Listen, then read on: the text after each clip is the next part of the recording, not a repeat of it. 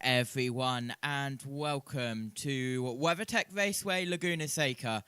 Let's go over to Radio Le Mans and IMSA Radio on RS2, whose team will take you through all of the action for the 2-hour and 40-minute race. Let's go down to them now.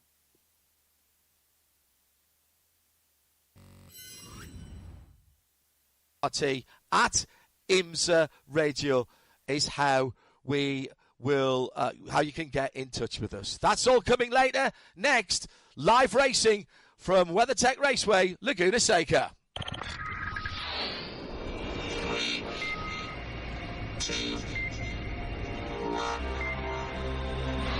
The WeatherTech Sports Car Championship on IMSA Radio.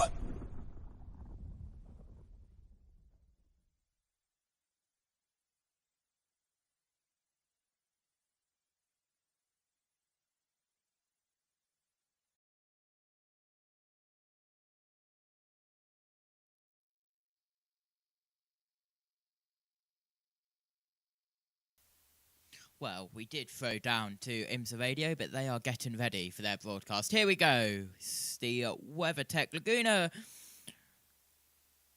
Seca 2-hour and 40-minute Championship of Monterey.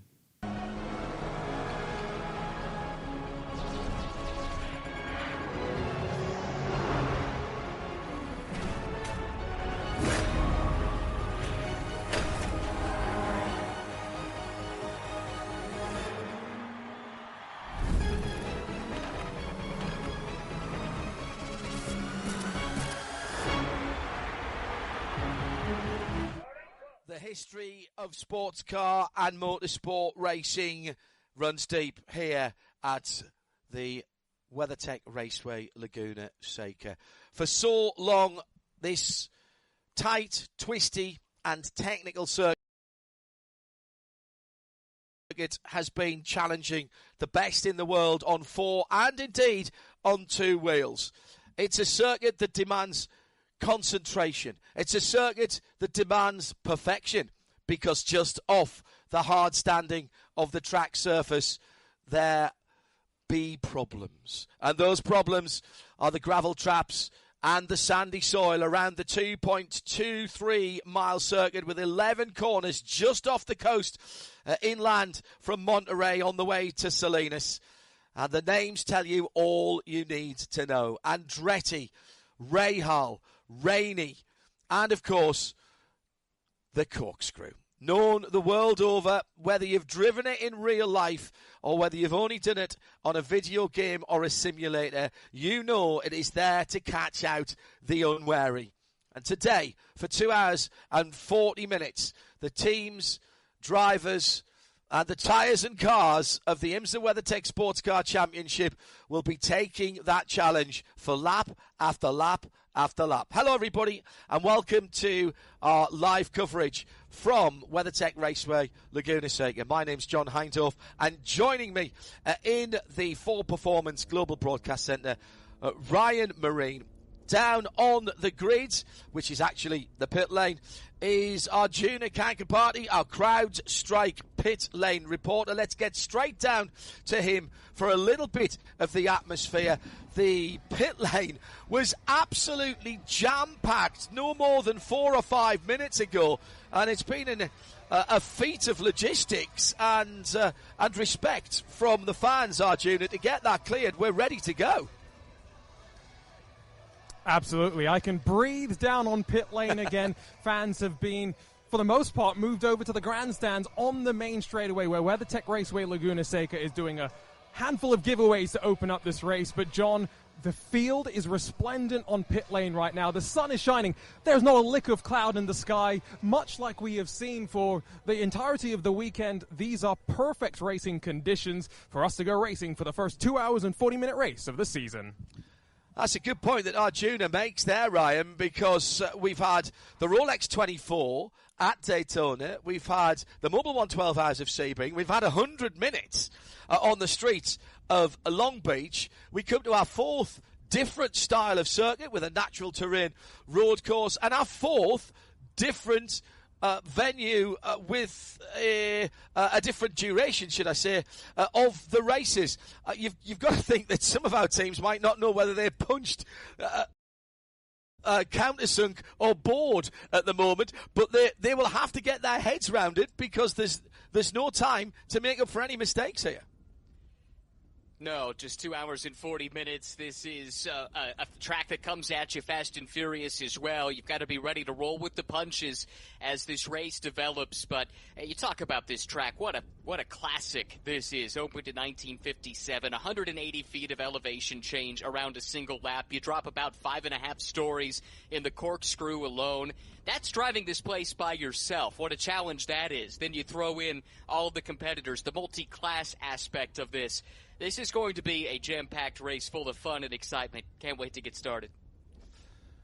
We'll bring you all of the action on the track in the pit lane. We want you to contribute as well at IMSA Radio on X, on Twitter. Hello to Tony and James back in the UK, winding up what has been a beautiful weekend weather-wise. Quite a bit of sports car and motorsport going on here at RSL and our networks with the WEC, the Nürburgring Langstrecke Series, but Sunday belongs to the IMSA WeatherTech Sports Car Championship. Hello to James O'Donnell. What a brilliant race to conclude a stellar weekend of motorsport. Good to have you on board as well, James. Whether you're on RS2 around the world, whether you're listening here at the track or you're on Sirius XM 206 around North America, and of course on the free live video as well for those of you outside the USA. Good to have your company. Settle back. I hope you've got some snacks. I hope you're ready. Get onto the IMSA timing for that second, third or fourth screen experience. Search IMSA Alcamel timing, and that will give you all of the information that we've got here in the Ford Performance Global Broadcast Centre. At the front of the field, Dries van Tor continues what has been a simply stellar qualifying performance for 2025. He has yet to be toppled from pole position. 4 events, 4 different circuits, 4 pole positions. This time, just 0.005 of a second separated him from the Porsche Penske Motorsport pairing of Matt Campbell and Felipe Nasr. There's a story with that number 7 car that starts in 3rd position because it's not been headed at the checkered flag in the 4 races so far, the 3 races, excuse me, so far this season. Streaks are made to be broken. The pole position streak continues. Will the finishing streak also be intact in 2 hours and 40 minutes or so's time? In the GT class, the GT Pros lining up ahead of the GTDs. That's a new mandated regulation for 2025. That means all 10 of the red number squared cars are ahead of the rest of the GTDs with green. And that means as well that things could get a bit spicy early on because only half of those cars were quicker than Kenton Cook for court of competition in the Mercedes. He'll start 22nd. Had he been gridded on his time, he would have started 14th with only Dan Harper for Paul Miller Racing and Giacomo Altoe for Dragon Speed, the pole sitter in GTD in the Ferrari ahead of him. So keep an eye further back down the field as well when we come to the green flag. Before we go racing, let's bring back our CrowdStrike pit lane reporter, and that's Arjuna. Question I always have to ask Arjuna: have we got a clear pit lane? Is there anyone who's starting from the pit lane, or are you in elegant isolation? Elegant isolation, only interrupted by the rumble of the engines as they make their way down the pit straight. All of the GTD Pros and GTD cars are out on track and getting the heat into their Michelin tires right now, weaving back and forth as heavily as they can, John. We're moments away from the start of the race. Pacing the field, a Porsche Cayman GT4, which those of you with a bit of a memory might just go, hang on a minute, I recognise that livery. And you'd be absolutely right. Porsche have been named as the official car of WeatherTech Raceway Laguna Seca just this week. And as part of the celebrations of that partnership, the pace car out front is a Porsche.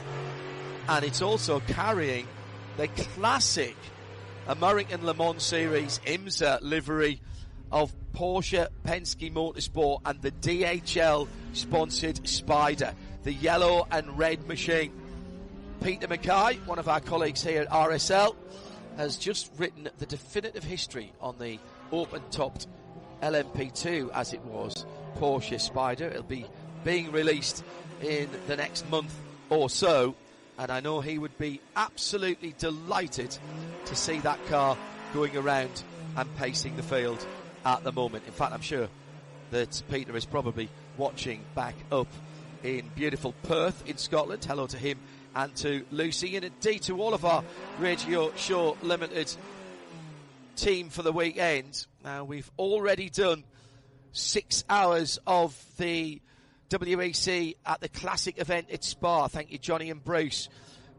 Andy Prior was with me for the NLS 4 hours there, and now we turn our concentration and our attention to 2 hours and 40 minutes for the IMSA WeatherTech Sports Car Championship. Split grid, green flag, we're racing, and the 2 hours and 40 minutes starts right now. And a jump into the lead for Dries van Tor for the BMW M Hybrid V8. Both of the Porsches coming very quickly. There's 3 wide going through turn 2, the Andretti hairpin. I've not seen that before, as Matt Campbell and Felipe Nasser trying to put pressure on the leader. Here comes the GTD Pros and the GTDs.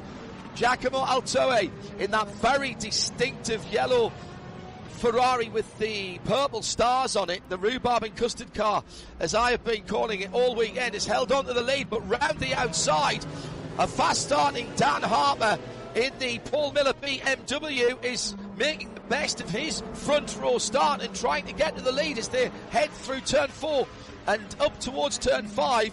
Quick cars in behind these GTD Pros. Watch out for the caught off Mercedes and Kenton Cook as he's trying to pick his way through.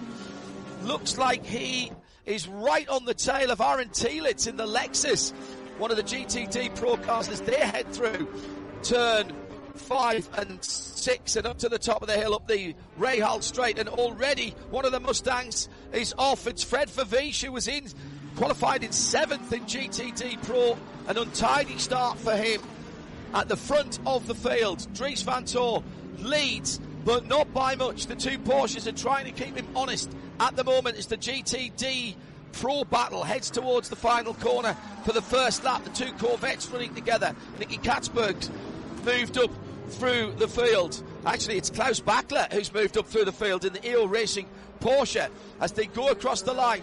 BMW number 24, Dries van Tor from the 2 PPM Porsches. Nasser from Campbell, Tom Blomqvist next up. So 2 Porsches, a BMW, and the first of the Acuras in 4th position. In GTD Pro, Dragon Speed Ferrari, Paul Miller BMW, Klaus Bachler for Porsche and for EO Racing, then Nicky Katzberg and Alexander Sims for Corvette.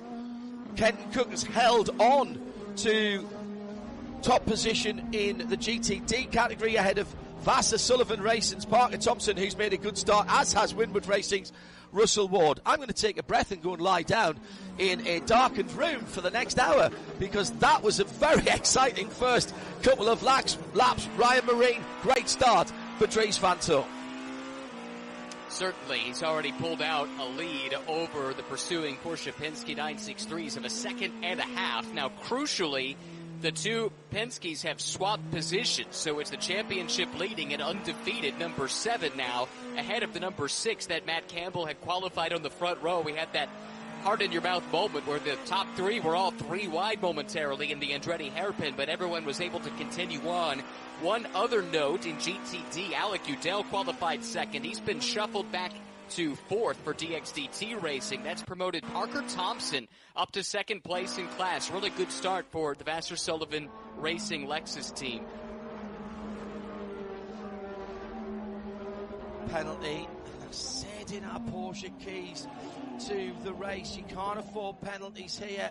Column change prior to the start of the race. That will be a drive-through for Dan Harper. Paul Miller Racing saw that great start has been negated. Get into the pit lane quickly. We saw yesterday in the Michelin Pilot Challenge race, no spoilers if you're doing catch-up this weekend, and I would understand if you are, because there's been so much going on.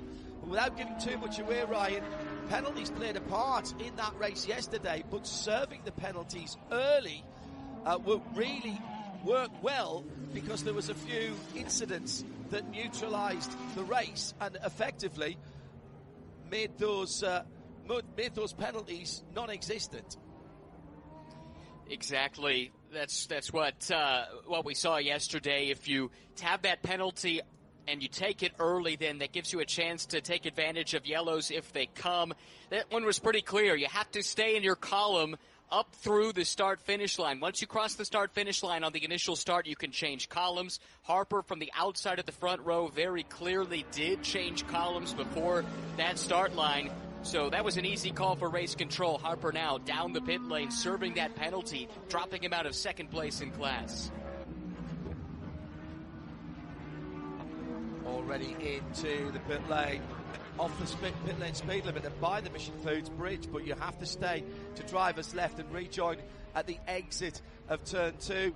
And with everybody so close together at the early part of the race, that's dropped him all the way back to 36th position behind Ori Fadani in the AWA Corvette. Not the start they were wanting to, particularly after such a good, what appeared to be such a good and a competitive start from Dan Harper. Just that slight error at the start of the drop of the green flag. Yeah, it's tough. I mean, the track bends coming to the start line there, but you have to know the rules, and that one was really clear. He actually came and chopped off the nose of one of the Corvettes, it looked like, as well, and there was very nearly contact between the two of them on that pit stretch. So that could have definitely ended a lot worse. And again, the rules are super clear. On that initial start, you can't change column. He was just trying to get settled in and go single file, and you certainly understand why he'd feel that way, but unfortunately they were caught out by that, and that drops them to the back of the field. Let's take our first CrowdStrike pit report of the race. Is Arjuna. Yeah, just a quick note on another one of the GTD teams that is having to fight their way from the back of the field. Heart of Racing in the number 27. Casper Stevenson actually set the third fastest lap in yesterday's qualifying session. And a technical infringement discovered after that in scrutineering dropped them to the back of the field, John. So they're having to fight their way forward. And right now, not the only one of the GTD machines having to do that. Alec Udell sets the fastest lap of the GTD race in 4th place for DXDT. What a couple of events they've had. Alec, in that car, it was, if you remember, Robert Wickens last time out had Tommy Milner with him, but obviously Tommy's doing his day job this weekend because there was no GTD Pro on the streets of Long Beach. So Alec drafted in, did the qualifying, Ryan, and did a very good job in qualifying, so good that he's starting the race. It'll be Robert who takes that car over at the pit stops. He did, and that was a late call. We had actually heard initially from GMPR that Robert Wickens would qualify, and just as they rolled out, we saw it was a different name on the entry or on the timing and scoring page. So they did put Udell in. He knows this car extremely well. Of course, did Daytona and Sebring with DXDT, and he actually raced this same Corvette, albeit on a different tire, for DXDT last year in another championship. So he's got the seat time in it. He knows the team well, and it makes for a plug-and-play option in terms of looking to see who's trapped in alongside Robert Wickens for these sprint races. At the front of the field, it is still that BMW of Dries Vanthoor, holding at about a second or just under a 1:15.217. We were down in the 12s for qualifying. I don't think we expected that in the race, Ryan.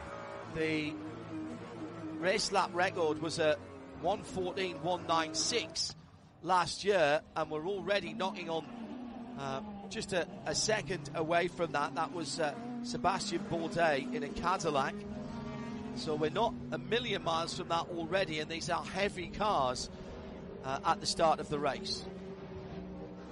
Yeah, still 85% energy in the virtual fuel tank for pretty much all of the GTP cars at this point. And now, John, they've caught the back of the GTD field, and the lapping begins. This is going to be the lot in life for all of these drivers, really, the rest of the way, barring any interruptions for yellows. It's a short lap, it's a fast lap, and there's going to be quite a bit of overlap between the classes. That was crucial in the race here last year. It dictated two of the classes in the final 15 minutes or so. So the next big challenge for Dries Van Toor will be when he hits the back of the field.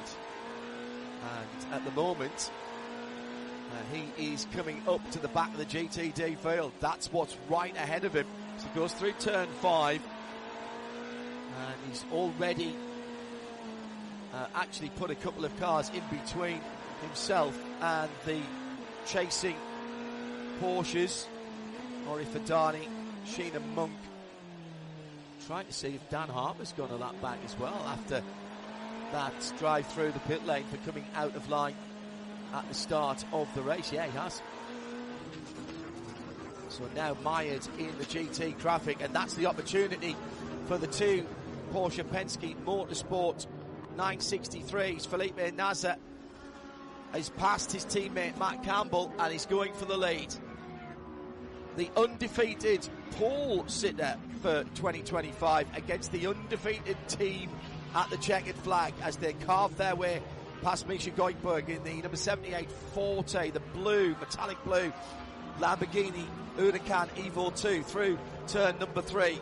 Top 3 together as if they were linked with an invisible bungee cord. Oh, mistake from Campbell. Got his left-hand side Michelin's on the dirt coming through turn 4. Who can say they haven't done that when they've been pushing on a lap in virtual reality around here? Adam Adelson with his hands full in the number 120 Wright Motorsports green and yellow Porsche, as he has the two GTP Porsches going past him up the rear hull straight to the top of the hill to the corkscrew. This is where concentration has to be absolutely paramount from the drivers who are doing the passing, but also, Ryan Marine, the ones who are being passed. Oh, absolutely. It's a challenge on both ends. In some respects, I think it's harder to be in the slower class because you're always looking in the mirror, at least when you're in the top class. Unless you're in a battle, you're just looking forward. And there's an art form to this, John. We talk about it a lot. It's the art of passing, but also of being passed. If you're in one of the GT cars here, there's ways of positioning your car in a way that tells the pursuing prototype, hey, not now, don't compromise my race, and let's do this at a time and a place of my choosing. And you can get away with that early in the race. Maybe later on you'll see the prototypes pushing the issue. And again, that's something we saw late in the race last year that had implications for both prototypes and GTs alike. Just a moment or two ago, very close to contact from the Acura number 93 of Nick Yellowlees, who was coming past one of the Paul Miller Racing BMWs. Somehow they didn't touch, but that could have got a little bit nasty.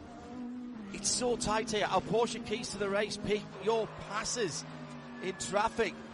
There are places, Ryan, where you do have to, dare I say it, have just a little bit of patience, which is not I'll say this without any fear or favour, and hope I don't upset anybody. That is not a commodity which racing drivers are well known for. No, it comes with the territory, I think, to be a little bit impatient if you want to be a racing driver. But it was really interesting in our Michelin Countdown to Green, hearing from Kenton Cook, who's leading in the GTD class, about certain sections of the track where these GT cars actually are a little bit quicker through the slower corners. They make more mechanical grip than the prototypes, and they have to be patient and wait on the prototypes. Usually you think of the faster car having to be patient and picking your spots to get through the slower traffic, but kind of like this moment right here, Kitten just had to sit and wait at apex, and it was uncomfortable to watch. I can't imagine what it was like for Kitten behind the wheel. It's the voice of Ryan Marine as Kitten gets past, goes down the inside of Madison Snow on the left as they go through the corkscrew. That's a pass for GT position, but they are in different classes. But a stark illustration there of the lack of pace of the GTD Pro Class BMW, running under the same BOP as an M4 GT3 if it was in the standard GTD class. The difference being just the driver categorizations. Right, let's pick up some thoughts from the pit lane. Our CrowdStrike pit lane reporter this weekend, Arjuna Kankapati, and he is standing by in the sunshine. I'm standing by with the Vassar Sullivan pit box as well. I've got Jack Hawks with me. Of course, that car's currently in second place right now, pushing hard, but we know strategy is something that you guys have got to be thinking about. What's going through your mind watching your teammate deal with all this traffic? Well, I mean, first off, that was an unbelievable start from 6th place to 1st, and obviously dropped back to 2nd, but amazing job from PT then, just sent it around the outside. We talked about it before the race. I said, the outside's probably a bit risky, but he sent it, and it worked, so that was awesome. Obviously now we're settling in, and it's a long, long race, and yeah, we'll see what happens. Obviously, right now everybody's kind of feeling each other out, and yeah, we'll see where we play out. I know that the team came and tested. I don't think you came and tested a month or so ago. But what have you learned in the last year with the changes in the surface? We've talked a lot about the repaving and the evolution in the track over the last 12 months. Well, I mean, I came and tested it. Yeah, sorry, I can't really hear what you're saying. Yes, we came and tested here. The surface has got older, so more degradation than last year, more towards like the old circuit. Yeah, more tyre deg, and that's going to make it a little bit more difficult towards the end of the stints. Thanks, Jack. Thank you. Jack Hawksworth, his usual straight-talking style. A bit like that behind the steering wheel as well. Our other Porsche keys to the race, by the way, we said no penalties and pick your passes. Tactically, you have to be flexible here. The tyres will play a part, as will track position. So in the racing yesterday, in the Michelin Pilot Challenge, not giving any spoilers away, not everybody may have seen that as yet, but it is possible to defend here, even if you've got quite a bit of a performance deficit to the cars around you. And Ryan, if that comes down to it at the end of the race, we might see people maybe only take 2 tyres, short fill on VP Racing fuel, just to get that track position on a sprint to the checkered flag in somewhere around 2 hours and 23 minutes time. Yeah, we saw Porsche Penske do that last year and help them gain some track position, and it worked. That never would have worked on the old surface, which was world-renowned for chewing through tires. It was just about the most abrasive surface you could imagine. That went away with the repave, of course, but what's interesting is it's almost been universal. Everyone we've talked to has been talking about how quickly this surface is migrating back to the way the track used to be, and where exactly on that spectrum the track is now from a tire wear perspective is a bit of an unknown. And so the teams will be keeping an eye on their tire wear here early in the race to see if maybe that is a gamble worth taking to get the track position, but maybe compromise your ultimate pace on older tires, trying to double stint or something along those lines, and hope that you can hold on. As you say, this is a track where you can be defensive and be able to hold folks behind you that might have a pace advantage.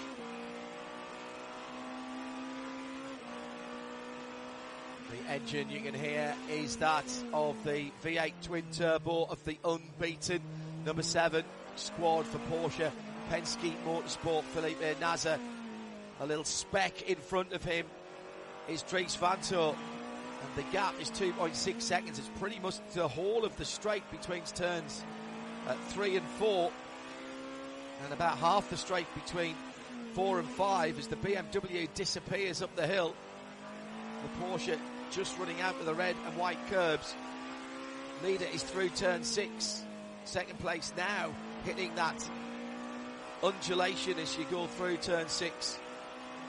Further back down the field, Sheldon von der Linde for BMW Team RLL is 8.1 seconds behind his teammate. I get the feeling, and no names, no pack drill, but I haven't spoken to a couple of the teams. I get the feeling there's going to be, after that first stanza of activity and flurry of argumentative behaviour on the track, a little bit of aggression there, Ryan, I think we might see a bit of fuel saving in this first stint to just open up that tactical window. It's going to be round about 48 to 50 minutes, we think, is where we're going to get. And we've got, of course, 160 minutes to run today. So that doesn't quite divide on how it goes. It's going to be a 2 and a bit pit stop race. Where the bit is and how long it is actually the question that nobody up and down the pit lane actually knows at the moment. And that's where the fun is for us. And they wouldn't tell us if we asked either, and you can't blame them for that. But to your point, we're looking at the virtual fuel tank right now, and we're roughly a third of the way through the tank here. So we've run 20 minutes, so that tells us you can actually get pretty close to an hour if that's to be believed. I'm looking at 66% remaining in the virtual tank for the top 2 cars, so that's, 2/3 remaining in that tank. We're 20 minutes into the race, so that gives them a little more wiggle room. And I think you're right, though, that we have seen the pace back off a little bit. We saw that initial flurry of some aggression early on. We saw Felipe Nasser maybe make a run at Dries Vanthoor early on in this stint, but subsequently he has settled down, and he does have a slight energy advantage over Vanthoor in front of him. And what does that do? Maybe it lets you go a lap longer. Maybe it lets you do a short fill during a stop. These are some of these strategic flexibility tools that we've been talking about that could be so important. Yeah, but look at the lap times though, Ryan. 1:16.0 for the leader last time around. All right, that's traffic dependent as well. 1:15s and 1:16s throughout the GTP, the lead prototype field. We know that those cars can go 3 seconds at least quicker than that. So someone like Tom Blomqvist in that blue and white and teal number 60 Acura coming down the final corner now, he has got a little bit of clear track ahead of him. So let's see what his time is this time as he comes across the line. He stops the clock with a 1:15.8. His best is a 1:15.3. I don't think we're seeing the best out of these cars yet. The track temperature, all right, it's 113 Fahrenheit, 45 Celsius, but we saw some of that and more during qualifying yesterday. It was hotter than that. So I think there's performance in hand here from the GTP cars at the very least. Yeah, I agree with that. It was definitely warmer than this during qualifying yesterday. So could this be fuel conservation, tire conservation, maybe a little bit of both, and also just settling into a rhythm, working through some of this traffic? Now, Fred Vesti just set his car's fastest lap of the race, so at least someone out there is pushing. Bit of contact. Paul Miller Racing. That is Madison Snow, who's added a bit of aerodynamic assistance to the right-hand side of his BMW M4 GT4. I think he took that off the back of one of the Corvettes. So I'm not sure what all that was about. He's actually pitted to have that removed. And they're putting on some new Michelin Pilot Sports.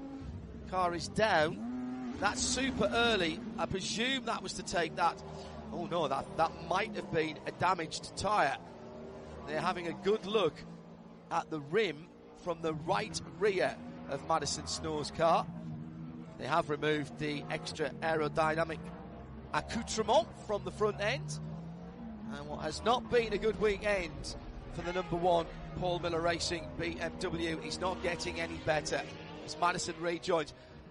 You might look at that though and say, well, he's off strategy. Now they've got to play the cards that they've got, Ryan, and see if that comes back to them at some stage. If they do get a yellow, they'll need less fuel, so they'll be standing still fewer seconds, and they might be able to cycle back through the field. That's what they'll have to hope for, that in some way they can play this back into their favor, but it's going to take some luck. Frankly, that team needed some luck to begin with. As you pointed out, that side of the garage has struggled from Paul Miller Racing. The sister car qualified up towards the front at the first couple of rows, but this car all weekend has not had the pace for whatever reason. It's always strange when that happens, when one half of a two-car team is up towards the front and the other is nowhere to be found. So they really needed this race to go pretty conservatively and cleanly, and then maybe take advantage of some strategy to begin with. This really has them on the back foot now. Let's take a look at the classes in our VP Racing updates. GTD still led by Kenton Cook, got about half a second. Just put his fastest lap of the race in, a 1:22.687.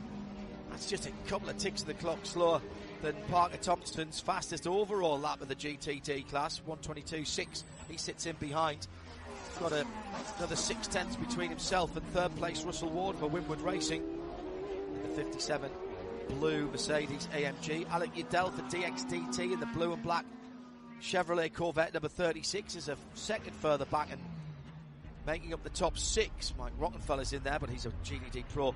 Manny Franco and Danny Formal for Conquest Ferrari and Wayne Taylor Racing Lamborghini, as Kenton Cook now actually brings down the fastest lap in the GTD race to a 22.527, over the 22.527. In GDD Pro, Paul Sitter, the Dragon Speed Ferrari, Giacomo Altoe leading by almost 2 seconds now from Klaus Bachler in the purple Porsche, number 77. Then the two Corvette Racing by Pratt Miller Corvettes, 4 from 3, Nicky Katzberg from Alexander Sims. Making up the top six, Andrea Caldarelli for Pfaff Motorsport. In new colours this weekend, that Lamborghini Huracan, mostly white with red stripes, giving special prominence to one of their partners, Motul. That's the number 9 car, then sitting 5th, and is a couple of seconds ahead of Aaron Teelitz for Lexus, the RS CF GT3, black and yellow car. They were testing the replacement for that car here about a month ago on a public test day. So there are pictures of the car. It was in camo. Not quite sure what it's going to be called yet. Toyota and Lexus keeping their cards fairly close to their chest, but it has been out.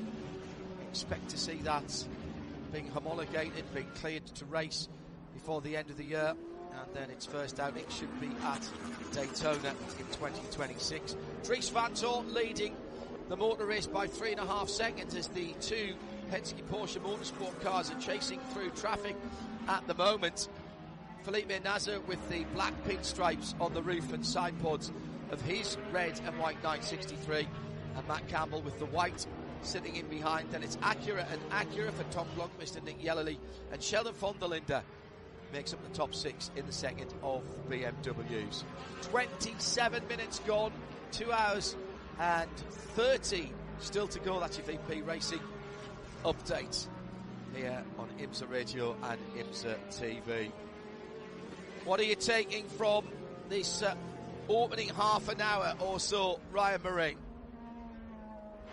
Nice rhythm here so far, relatively clean to this point. We just saw Jimmy Bruni pit, first GTP car to pit for JDC Miller, and just crunching numbers. I think this is really on the fringe of being able to do it in one more stop without some help. So I'd be curious if Arjuna can track down whether or not this was planned. But this is a car that really hasn't quite been on the pace of some of the other cars in class, so maybe this is them rolling the dice a little bit strategically. Outside of that, though, I think that GTD battle is fascinating right now. Kenton Cook has the lead, but Parker Thompson's been keeping him honest. Russell Ward with a great start, picked up a spot right at the very start, and their championship bid continues to go from strength to strength. It's a really strong run in third as we see some more GTP cars coming to the pits, John.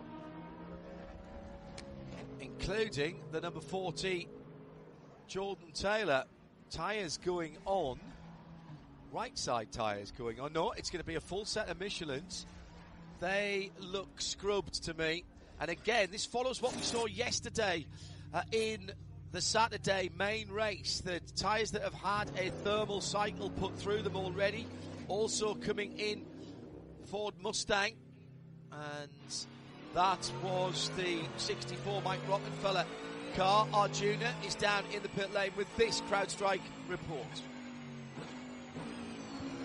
Not quite sure what was happening with JDC just yet, but I was tracking GTPs and plenty of the drivers getting suited and booted and their pit crews warming up. And in fact, in front of me, another pit stop's about to take place because I can see the Heart of Racing number 27 crew is getting ready.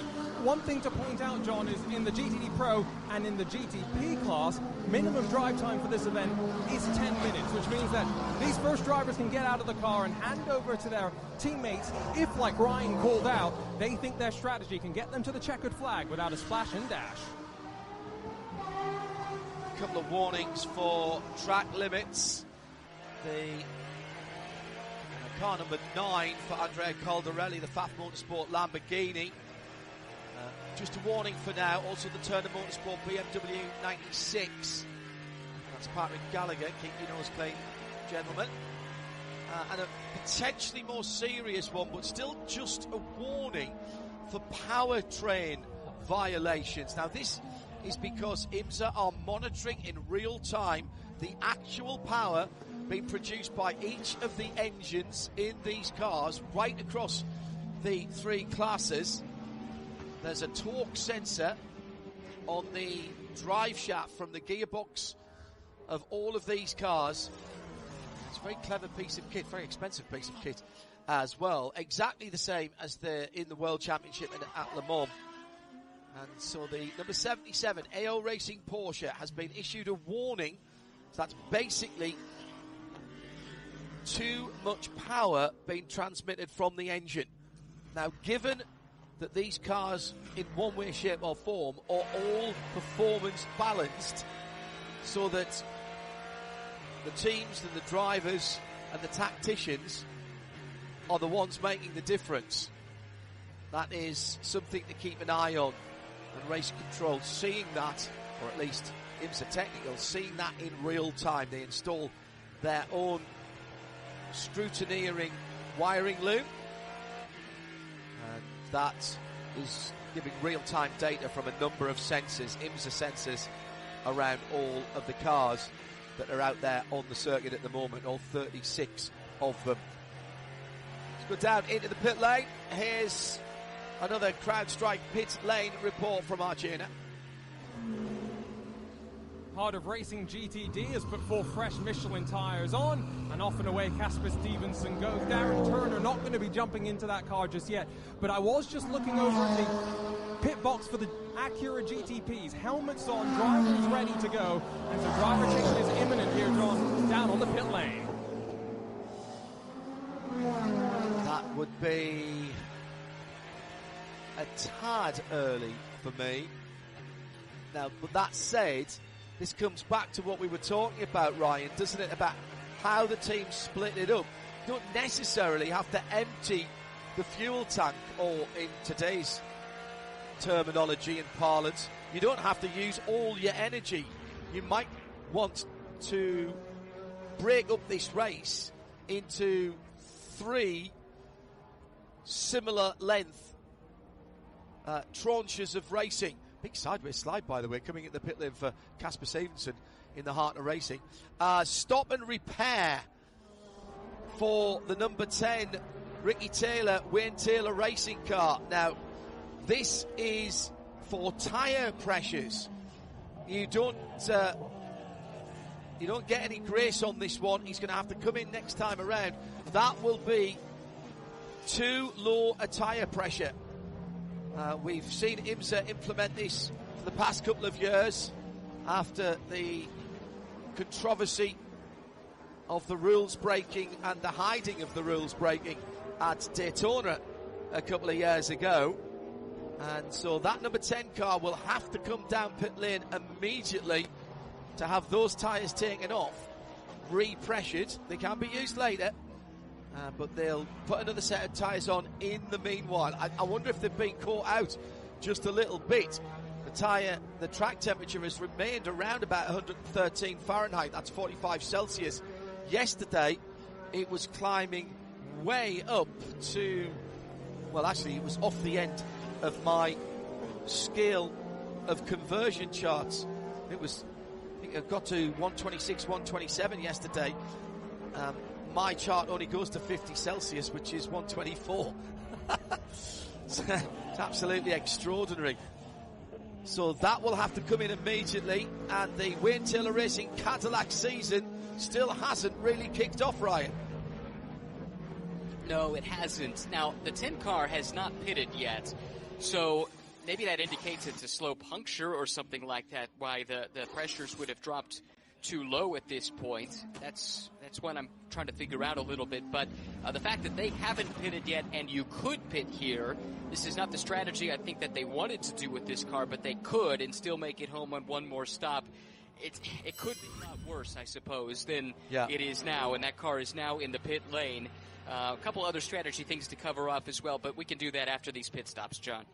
Let's get down to Arjuna. This is not optional. If you've been given a mechanical black flag for anything, you've got to come in straight away. And Arjuna, it looks like a 4 Michelin tyre stop.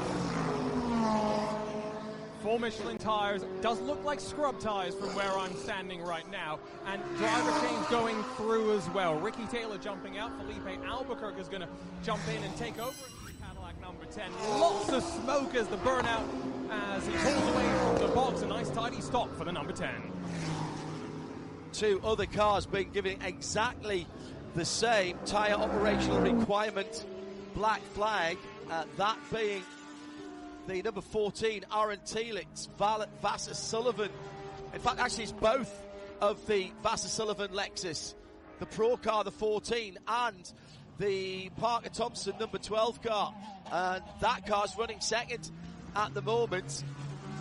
Hang on a second, I've got to add another car to that as another one is coming in, and that is another drive through for Brendan Arieb this time, and he's the leading Bronze Cup driver for Inception Racing in the Ferrari. So once again, both Vassar Sullivan Lexus and the Inception Ferrari, and that is tyre operational requirements. I just wonder, with this rash of tyre penalties effectively, Ryan, just wonder if people have got their calculations wrong. This is really strange. I will say this hurts Brendan Arieb more than the others because the minimum drive time in GTD is 40 minutes. They would have wanted Brendan to do the 40 minutes, get out, and then have his driving done. If he does have to come in immediately, he will not have fulfilled the 40-minute drive time, which means they'll have to send him out again. And he is in the pits now, so they can't neatly cut off his stint the way that they would have liked to. The other GTD cars that have had this issue, they have a bit more flexibility with their driver lineup, so I think they can strategize their way around this, but this is bad news for the 70. We've had the 96 Turner BMW onto the pit lane as well. That's the liquid moly red, white and blue car. Caught sight a moment or two ago as well of the number 48 Paul Miller Racing BMW. The teams are trying to get the tyres into the sun to get the temperature up before they put them on the cars. And they're not allowed electrical tyre warmers in this championship. So they're just trying to get some kind of idea of what the temperatures are going to be. Hello to Kevin Barber, watching in the UK, in the east of England, in Norwich. Very tempted to say home of the quiz of the week. Oh dear, I did too. Also into the pit lane, it's Roxy, number 77 car, perhaps a tad close to the wall there. It's just a little bit tight for them changing the left-hand side tyres, Ryan. I had the exact same thought. That crew member had to jump over the fuel hose and barely was able to bring the tire with him, but AO Racing did a really good job to adjust to that on the fly. Good stop for them. Remember, they had that warning a little while ago for the power, the controlled powertrain parameters warning. And what's interesting about that is we had gotten word from the team that Bachler had been told basically to go for it and try and run down the class leader just before that happened. And I wonder if there's anything to do with that. He started to push a little more, and oftentimes these warnings are triggered by too much curb usage. Basically, the way that the torque sensor measures power output can be tricked into thinking that you've spiked by going up and over some curbs, and maybe if he was starting to push, that could have elicited that warning. Yeah, that's a good point. IMSA looking at that, and that's why not every single power spike will get you a penalty. Spinning up the wheel over a curb or getting airborne. Turn 6, you bottom out there, and sometimes you can get the rebound to take the car off the ground.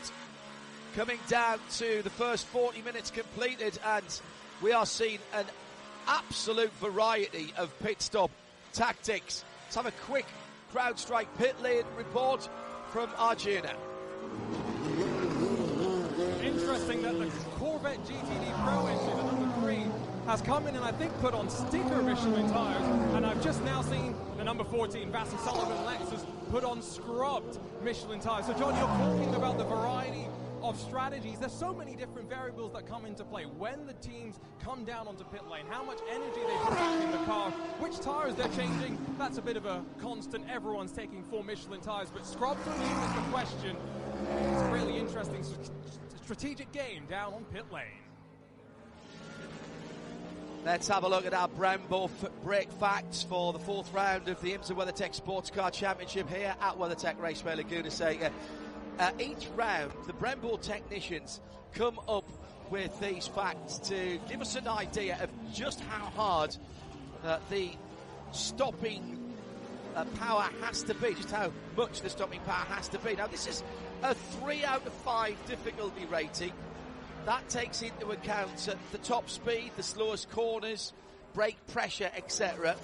It will surprise you. Actually, it surprises me that the toughest braking point is turn 2. I thought it might have been turn 11, but that'll be on account of you're approaching it a lot quicker.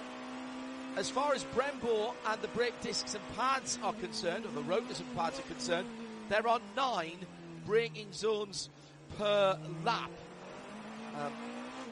Not all the same, of course. Coming into that turn 2 area, just over the top of the brow, slightly downhill, always tricky. You're coming and scrubbing off on the GTP cars 115 miles an hour, which basically puts about 2.5 Gs into slowing down. The peak brake temperatures here, if you think it's hot on the track, 113 Fahrenheit. How about 1500 Fahrenheit for the peak brake temperature? And with the heat outside, the heat's got to go somewhere. It's got to dissipate. And in some of the front engine cars in GTD, that's going to be coming back into the cabin, and sometimes even down through the brake pedal as well from the engine brake bay and the brakes. It's our Brembo brake facts for WeatherTech Raceway Laguna Seca. Hello from Voiron in France, Jake Parrott, making his way home from the WEC in Spa. Very grateful for making the pictures and words available to my laptop screen after dinner. And hello to High Five Collectibles. There's McDonald with his fiancée Christina, watching in Toronto, Ontario, Canada. Go Roxy. And also as well Dave Alcock, one of our regular viewers and listeners in the UK, at IMSA Radio. And don't forget, make notes please, because we want your comments, points arising, observations for Michelin post-race tech, which comes up after the checkered flag. We'll take some reaction whilst we're still on the World Feed TV, and then go back to radio for the additional content of Michelin post-race tech and you get to shape that show. Let us know what you want to know, who you want to talk to, and we'll task Arjuna to go and find out and speak to some of the drivers around Victory Circle. And Ryan and I will try to unpick where the key parts of the race are. Slow moving Porsche, it's the number 6 car, Matt Campbell. He, I think, got a little tap there, and he may have a puncture. He's heading into the pit lane down at the bottom of the hill. This all started coming out a rainy curve. No, he's not. He's done the old three-fingered salute, Control-Alt-Delete. For a moment there, and I'm looking at the Michelin tyres on the left, I thought he had a tyre problem, and that's why he'd slowed down.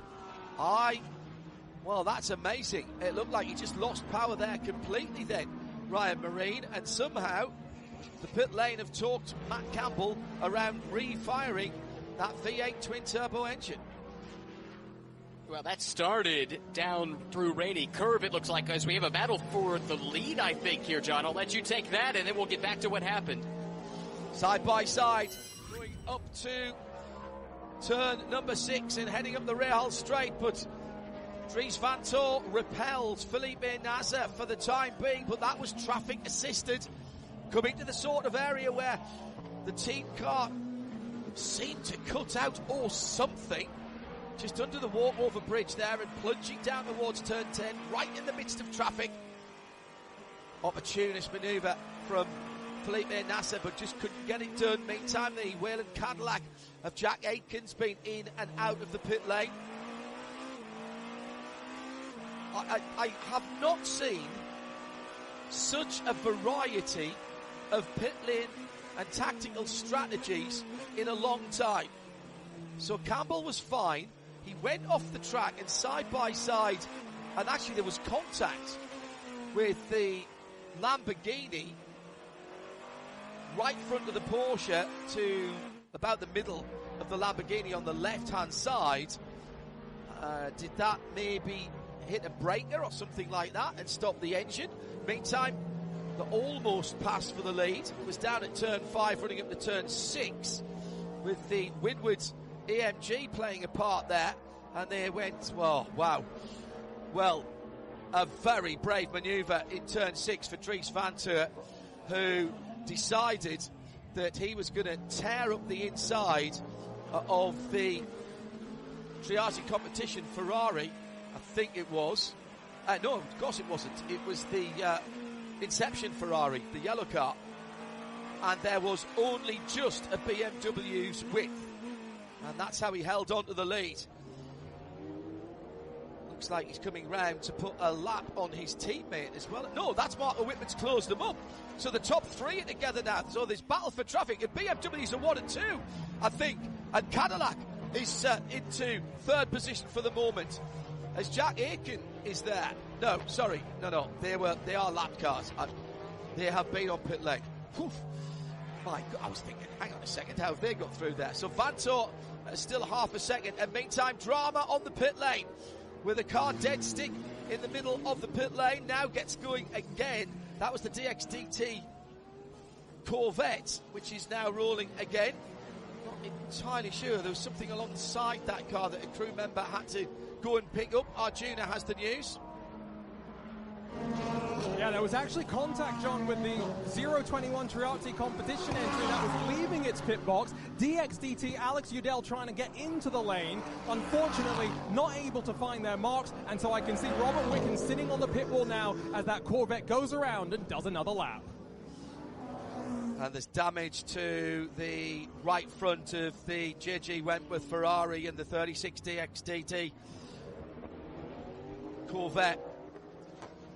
Right, so now that I've worked out where we are on the track with those early pit stops, I was about to make the point, Ryan, that I've not seen such variety. And this is why now we've got the 2 leaders, Vanthoor and Nasser, in the 24 Beamer and the 7 Porsche, catching up with Jack Aitken and Marco Wittmann, who are in 9th and 10th. And not a battle for the lead, but my goodness, I have not seen so much variety. This is the split strategy we talked about in, I think it was FP2 on Saturday. Yeah, normally you talk about split strategy and you have 2, maybe 3 options, but I think we've got 4 or 5 different versions of this all playing out. On the extreme end, you have the top 6 in GTP that have yet to pit. So that's from Dries Van Thor down to Roman DeAngelis for Heart of Racing down in 6th. Everyone else has, and they're at different stages. We've got cars that just came in within the last few laps with 94% energy left, and we've got others with only 65% energy. Jimmy Bruni, who pitted at the early end of this window, and that's just in GTP. We've also had some wild strategy playing out in the GTD classes that, frankly, I need to take a moment to try and sift through. Now here are some more penalties. Our Porsche keys to the race were restarts and pits. We've had some pit stops, and the 0-2, that's the Triazzi machine. That was the one that had the contact with the DXTT. That's going to be a drive-through. Also taking a drive-through for a tyre left unattended in the pit lane. Wayne Taylor Racing's Lamborghini Huracan, currently in the hands of Trent Hindman. Those are big, heavy things, those tyres, and they have to be looked after. And we've seen a few of those this season already. Hello to our friends around the world. We've got listeners in Kolkata, up in the northeast of England. Hello, Chris and Natalie. Hello to Blurfiend, presumably in Florida. Not sure where you are at the moment. Johnny Main says, I love these shorter races. Don't get me wrong, I love the 8, 12 or 24 hours, but the urgency to get the overtakes done right now and the non-stop action is fabulous. Paul Gibson is loving the Heart of Racing Valkyrie, particularly the noise. And this from Sebs, I like this, Ali. Ali Sebs says, why do the GTs not keep the indicators? They do. And sometimes they will use them to let the faster cars know which way they're going to go or which way they want them to pass. At IMSA Radio, if you want to get in touch. Ryan Marine. This is starting to heat up again at the sharp end of the field with Felipe Nasser as they're coming through again to lap traffic. Under the tyre rack, walk over bridge towards turn 4, pick a side, any side. Dries Van Thor goes down the inside, might have just lost a little bit of pace through turn 4. Is there an opportunity at turn 5? Darts to the left, then goes to the right. Got to be left room on the outside. And Felipe Nasser goes Buffalo Gals round the outside at turn 5. Through the dummy to the right going into turn 5. Dared Dries Van Thor to block him, which he did. And then swapped sides. Left first, then right. Was confident with the grip. What a manoeuvre. Goes to the left, goes to the right. There was just about a 963's width on the outside. He took it. Do you know what? He didn't even go over the exit curb. That's one of the best overtakes I've seen between cars in the same class for a very, very long time. Porsche leads at WeatherTech Raceway, Laguna Seca. Well, that was a masterclass. What a move to get to the outside, the confidence to keep it there as well. Think about how deep into this race we are, all the marbles offline, and Nasser knew that car would stick. It seems like the Porsche, on the long run, a little better on its tires maybe than the BMW. It came to life in the second half of this stint. The number 6 car is in the pit lane for Porsche. So the team car, the car that's just taken the lead, and there's a bit of argy-bargy going on, coming out of the corkscrew as well a moment or two ago. That was the Pfaff Racing Lamborghini, and that car was side by side for a moment at least with one of the Vasser Sullivan racing cars.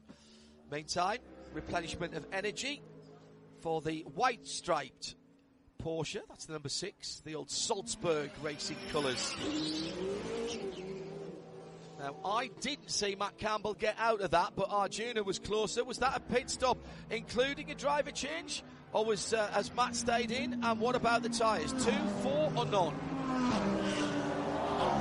I was actually at the other end of pit lane trying to get an update on the DXDT entry, which is still not returned to pit lane after Alec Udell's failed attempt to make it to the box. But I'm pretty sure no driver change on that number 6, John, at least from my vantage point. Hello to Connor Hudson in the northeast of England. And also to Chris Humphreys as well. great to have you there. Bad news if you're an Aston Martin fan. A cut rear tyre on the left-hand side, and that is going to be a long and arduous drive back, round about half a lap for the Aston, which has just been getting quicker and quicker all weekend. That Valkyrie scored in 5th position as it went across the line to start this lap for Roman Angelis, under a minute away from the leader, but that is going to disappear. But with an hour and 46 minutes to go, that is 106, 107 minutes. It's tight. 53, 54 minutes on a tank. It's possible. We've run 54 minutes now, so maybe one more stop for that car. But we had some very early stoppers, Ryan, that I don't think can get home in GTP with just one more stop. I'm pretty certain, in fact, that they can't. Well, it's really interesting because we've run almost an hour here. They would, for instance, JDC would need to run about 65 minutes, I think, to make this strategy work, which might take some help. But a few of the others that pitted 1 or 2 laps after with some save, I think, would be okay. Do you want to save here? That's the question. Or do you want to go full tilt? Aston is in the pit lane. And looks like a full service for that car. Daniel Serra puts in the fastest GTD lap of the race and then is immediately usurped by Elliott Skier. So Conquest had it for a moment, but now it's a 1:22.163 as opposed to a 1:68, which is what Daniel Serra put in. Elliott Skier for Wright Motorsport with the faster time. Johnny Main suggests that the left rear tyre of the Valkyrie for Hartner Racing probably just exploded with joy, having been so close to that glorious sound of the V12 for almost an hour. Very good. Very good. Joss is back from Spa-Francorchamps and tuning in for what he describes as back-to-back top-tier racing. Thank you very much. So, a bit of lappery going on now. Now, can the BMWs work together here? As the leader, Felipe Nasr, is coming to put a lap on Marco Wittmann in the number 25 BMW. It's a team game. I don't like to see it, but all's fair. That 25 BMW will want to stay on the lead lap, and he's allowed to defend for that, coming up to pass the Aston Martin now of Roscoe, who did stay in that car. Aston Martin, just a completely different look and sound to everything else. It is, of course, built and running to a different set of regulations than all the other cars. It is the only LMH car, Le Mans Hypercar regulation machine. Everything else is LMDH in the GTP category. So what do you do now if you're Marco Wittmann? You are going to defend. You don't want to go a lap down. That could ruin your race. I think he's got to. Race control will be watching to make sure that it's all fair. But I think he's got to make it difficult for Felipe Nasr to get past. Yeah, that's what he'll be trying to do here for sure. That's what the strategy requires. He needs to stay on the lead lap and try to catch a yellow. We'll keep an eye on the battle, but I think our CrowdStrike pit reporter, Arjuna's got an interview for us down in the pits. Let's see if we can catch up with Roman De Angelis jumping out of the Aston Martin Valkyrie. A little bit of contact is what you were saying caused that little bit of puncture. Yeah, just made my way around some GT traffic. Whoever was in the Turner car at the time decided to defend to the last corner. So made me go over the long way around and then gave him tons of room. And then, yeah, obviously he just drove into the left rear and caused a puncture. So, you know, that's part of it, I guess, sadly. But, yeah, I mean, the car was good. We were definitely learning a lot. The track has a lot of degradation. So, yeah, new experience for us here at Laguna Seca. It's a bit of a shame that happened at the last corner. So had to putt around the whole lap and probably a lap down now. But see if we can get a caution and get back on the lead lap. You and I were talking a bit pre-race. You're quite tall, so is your teammate. How do you guys fit into this Aston Martin Valkyrie? It must be a tight squeeze. Yeah, I might have picked the wrong sport, but here we are. Yeah, definitely definitely not the right size for it. But yeah, the team's accommodated me really well, and Ross is quite tall as well. So yeah, we somehow managed to do the job. Our driver changes don't look pretty, that's for sure. But yeah, we can get in and out, and we can turn the wheel and put the pedals enough to go quick. So that's all that matters. Thanks. Can you imagine a driver squad that was Ross Gunn, who's in the car now, Roman De Angelis, Arjuna, who's NBA tall almost, and then add someone like Luke Hartog, who I think is 6'7", Luke Hartog. Yeah, he is. Incredible. Pete Nicholson asks this question, and it's a good one, and I'll take your answers on at IMSA Radio. Help me understand why the IMSA Porsche seems so much better than the WEC Porsche, whilst I realise there's no Ferrari in the field, but still they're unbeaten this year. It's a good point. The nature of the circuits as the leader pulls into the pit lane, maybe they're able to get the car into an operating window better on the types of tracks that we have over here. I honestly don't know the answer to that, Pete, and it's a very, very good question. We've got listeners in Nepal, in Ulaanbaatar, IMSA, International Motorsports Association, Perth, Australia, checking in. I just saw as well. So you're already in tomorrow, aren't you? That's Ridwan. 4 a.m. And Sven heard the Aston Martin in real life over the weekend. It's breathtaking, but I still like the Caddy. I think that one's noisiest, but not as noisy as that NASCAR at Le Mans a couple of years ago. The documentary movie about that Garage 56 entry, the Camaro, is coming out this summer, and I'm delighted to say that Radio Show Limited and Radio Le Mans had a big part to play in that. It was a big project for us as well, and we were delighted and honoured to be involved in that. Can't wait to see it. Have not seen the finished article yet, but knowing who made it, I know it is going to be very, very good indeed. Something to keep an eye on your TVs. I'm sure it will be available. I'm being told that Felix and Eva Tandy in the middle of Bedfordshire are being allowed to stay up to the driver changes. Well, that's now. Your dad's going to work now, Felix and Eva, and he's got about 100 minutes of work to do to keep this streak going. Dries Vanthoor has pitted, having resumed in the lead, or having retaken the lead, but Nick's already out. So the Bedfordshire Bullet has been released. Moment or two ago, coming out the final corner, Acura on Cadillac, the number 93 red, white and black car, getting a little feisty, pulling over towards the pit wall, closing that gap. Renger van der Zande defending, down into the Andretti hairpin. Jack Aitken, well, he had his elbows out as well. I think that was right on the edge of being acceptable.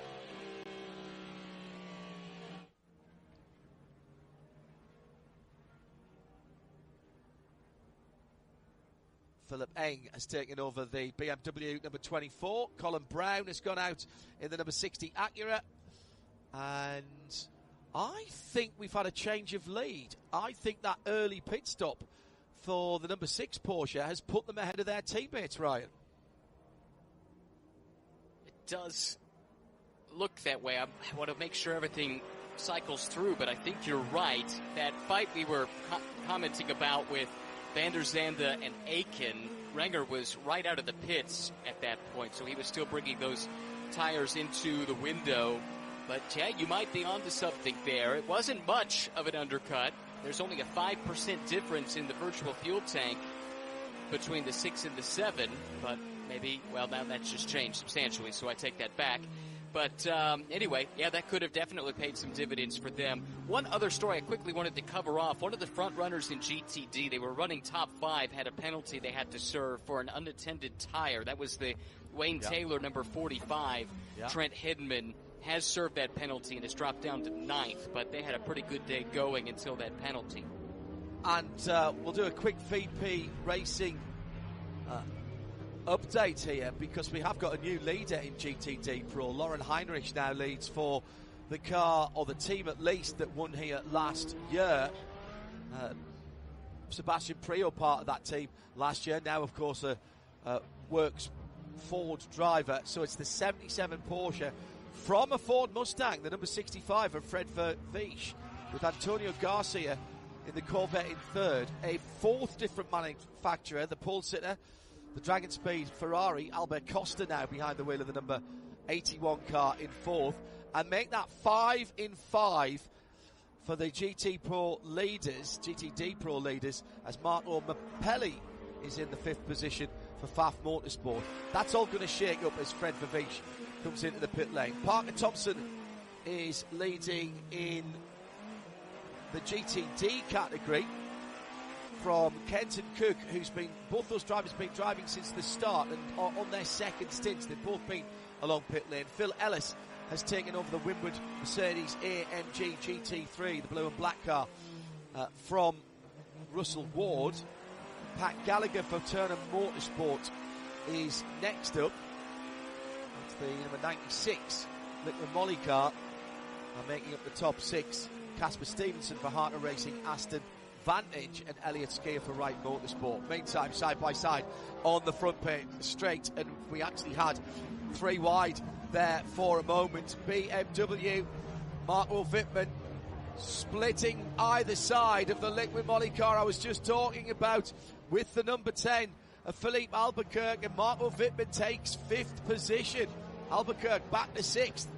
Jaminet leads from Philip Eng in 2nd, Nick Tandy down in 3rd, and some 9 seconds away from his teammate. That's how it's shaking out, with that much earlier stop from the number 6 car. That really is interesting.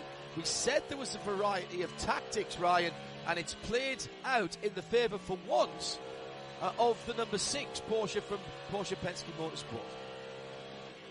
Well, one thing that the earlier stop will do is that meant they were putting less fuel in the tank, so it should be a quicker stop from that perspective. So that could have helped. Then you have the overcut of being out on warm tires when others are trying to bring their tires up to temperature, and it seems like they've been able to maximize that.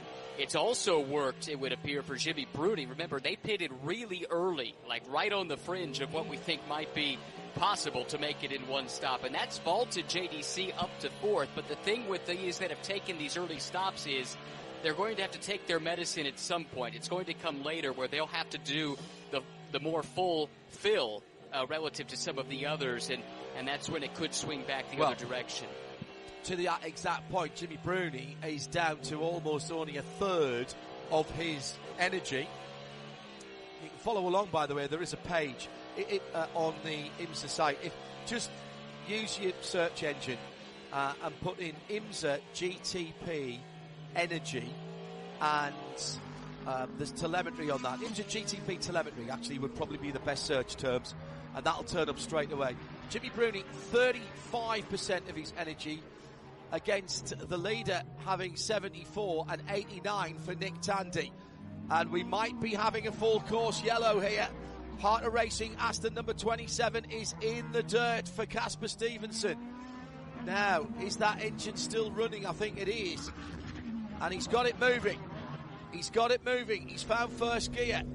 He was facing the wrong direction at turn 5. Bit of extra racetrack there this year. Subject of much discussion, actually, in the driver meeting about whether you could use it, when you could use it. And Casper didn't panic there, recycled. He had help. He had a lot of help from Elliott Skier in the Wright Motorsports number 120. That'll be getting looked at. Ooh, now up the inside, but was Elliott close enough? You've got to give room for both drivers. Racing room has to be given. Wow. What do you make of that one, Ryan? I mean, it doesn't matter what we think about it. Race control and make the call, but that's tight, actually, I think. That's tighter than it probably looked on first viewing. Yeah, look, I'd love to see it again, but it looked like maybe a bit of a late lunge from the Porsche. I'm not sure that, I'm just not sure that the Aston saw that one coming. Glad he was able to pull away, though, because if I thought the strategy was complicated before, that full course yellow there would have about blown my mind, I think. But anyway, good to see him pull away, and we'll see what race control elects to do, not unexpectedly at all. They are reviewing that incident as we speak. Casper is going again. It's cost him a bit of real estate. He's dropped back a little bit. Vice Like Elm says, hello, great racing today. Good afternoon. What is it, nearly 20 past 1 in the afternoon on the Tech Raceway Laguna Seca. Do you think we'll see hybrids in GTD, GT3 anytime soon? I remember when Porsche did the hybrid with the flywheel, nearly won the Nürburgring 24 hours as well, that car. I don't think we will, for the simple reason is it's an added level of complexity. Works teams, maybe, but GTD, GT3 are, in theory, customer cars. We've seen it come and go from World Championship rallying, from the World Rally Championship, WRC. They've kept the same cars but removed the hybrids. They felt that they weren't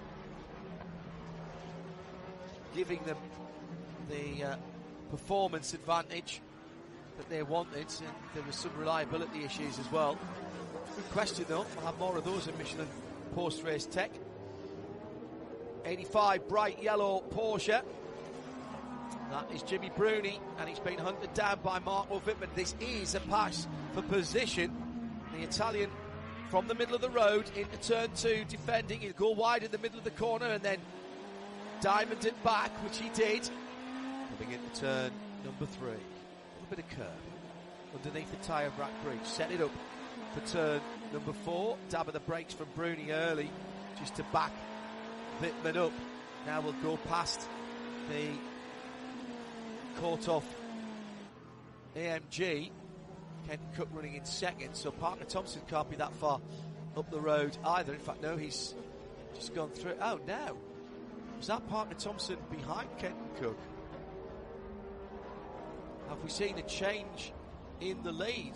Parker nicked that in the pit stop rotation, but I think I just saw the red Kenton Cook car ahead. Oh no, it was the other car. It's the GTD Pro car of Aaron Telitz that's behind Kenton Cook. Everybody's thinking it, nobody's saying it, and I'm not going to say it either because I don't want a Johnny Palmer this race. But this is cracking, Ryan. We are down to 90 minutes to go. One pit stop done for everybody at least, and one query to, and one and a splash maybe for some. But Nick Tandy on 81%, he is aiming to make it on one more pit stop. I reckon he's got to get somewhere. Time is it now? 20 past 1 in the afternoon. Yeah, he's got to do, I think he's got to get somewhere near the top of the hour to be able to go full tilt. Oh, mistake from the Acura at turn 6. Not the first driver to do that. Won't be the last either. It's the Meyershank Racing number 60. Colin Brown doesn't make many mistakes. He's torn off some bodywork to the right rear of that car.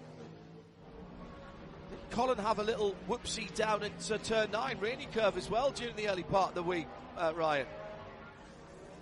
Yeah, sure did. It was a strange one. He went nose first into a concrete barrier. It moved the barrier, but somehow that robust Acura was able to drive away from the incident and actually return to the practice session. It was pretty remarkable. That was a wild ride, and then he got pretty feisty there, didn't he, with Louis Delatraz trying to hang on and only lose the one position. Aitken was able to get through a moment ago, but Brown was able to fend off the advance from Delatraz. There's some of the bodywork, though, from the car, and that won't have him liking the handling, I suspect. Well, that came off Colin Brown's car. I'm hearing also... Correct. ...that Louis Delatraz has lost some bodywork on the Wayne Taylor Acura as well. Colin just slightly turned in a tiny bit too late to turn 6, and it's ripped off that. It's almost like a cheese wedge shape behind the car. And then Delatraz tries to have a look up the inside because of the momentum that was lost, and he drops the inside. Oh, actually got airborne coming over the top of the corkscrew in the chrome silver Dex Imaging number 40 Cadillac V Series. And I think he's dropped a bit of bodywork on the front straight as well. By the way, we have had a blocking warning as well, and that was issued to Renger van der Zande for blocking. That was about 10 minutes ago, but only a warning for the moment. Everything's going on at the moment. I don't know where to look, and we've still got an hour and a half. And here comes a penalty for blocking, and this is the Aston Martin number 27, Casper Stevenson. So he has been assessed as the transgressor, presumably, in that turn 5 incident that put him off the side of the circuit. Oh no, he hasn't. No, that's a different event, because I've just seen that Adam Adelson's car has got the skier behind it. The 120 has been charged with incident responsibility with the 27. So both of those cars will have to come down pit lane, and pit lane is where we found our CrowdStrike reporter Arjuna Kankapati. Let's catch up with Felipe Nasser jumping out of that Porsche Penske Motorsports number 7 that's won 3 on the bounce to kick off the year. You were just talking, hard but good was that opening stint. Yeah, there was a lot happening behind the wheel and the traffic, and then trying to fight for position and at the same time trying to save fuel. But I saw an opportunity there to overtake for the lead. Was a nice pass on the outside of 5, and yeah, we're working our way. Nick is currently P7 or P2, second place now. So yeah, let's just see how it's going to shuffle, to that final stop. I do see we have some advantage on the energy, because we're probably one of the cars that pitted the latest, but so far it's looking good. That was going to be my next question. I was going to ask you about the strategy. Are you surprised that it's so wide open and that we're seeing so many different options for the teams to pick from? Yeah, that's why I was saying it was so hard behind the wheel, because there were times you're going through traffic and suddenly, cars came out of the pits on cold tires, and they're also trying to fight for position and to not to lose the lead lap. So that was pretty hard, very intense, but we got through it. The car's in one piece, and yeah, it's in the hands of Nick now and the team. Obviously, execution's been a big part of the reason why you've won 3 races in a row. What's come together, though, for Porsche Penske Motorsports as a team to deliver the start to the year that you've had most points of anyone in the modern points format? I think it's in many areas we have improved, from the operation, performance, understanding the car, the tires, even us drivers getting more and extract more from the car.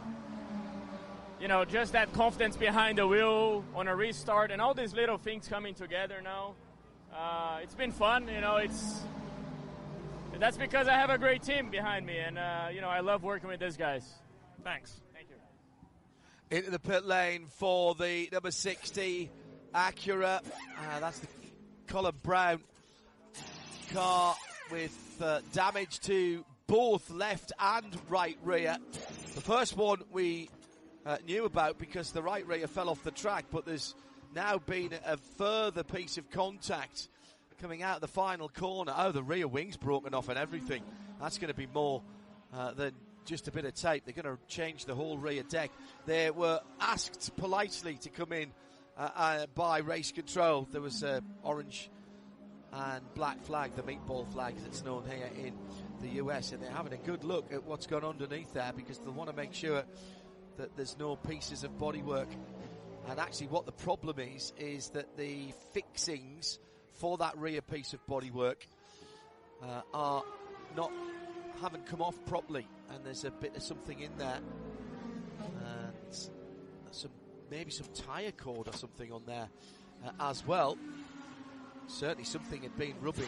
Yes, that will have come off the face of the tyre because it was rubbing against the left rear Michelin. Did catch a quick look at the torque sensor there as well. For those of you who had eagle eyes, Alan Prosser will have that as well. Hello to Kevin Conyu.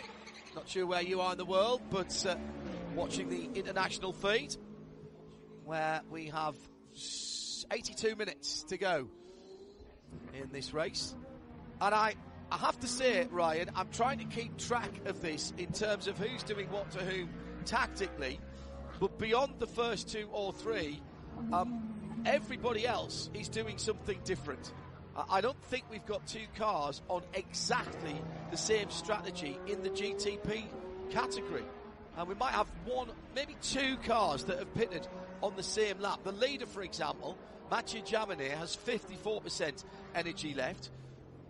So that is somewhere in the region of 25 laps, maybe a little bit more than that.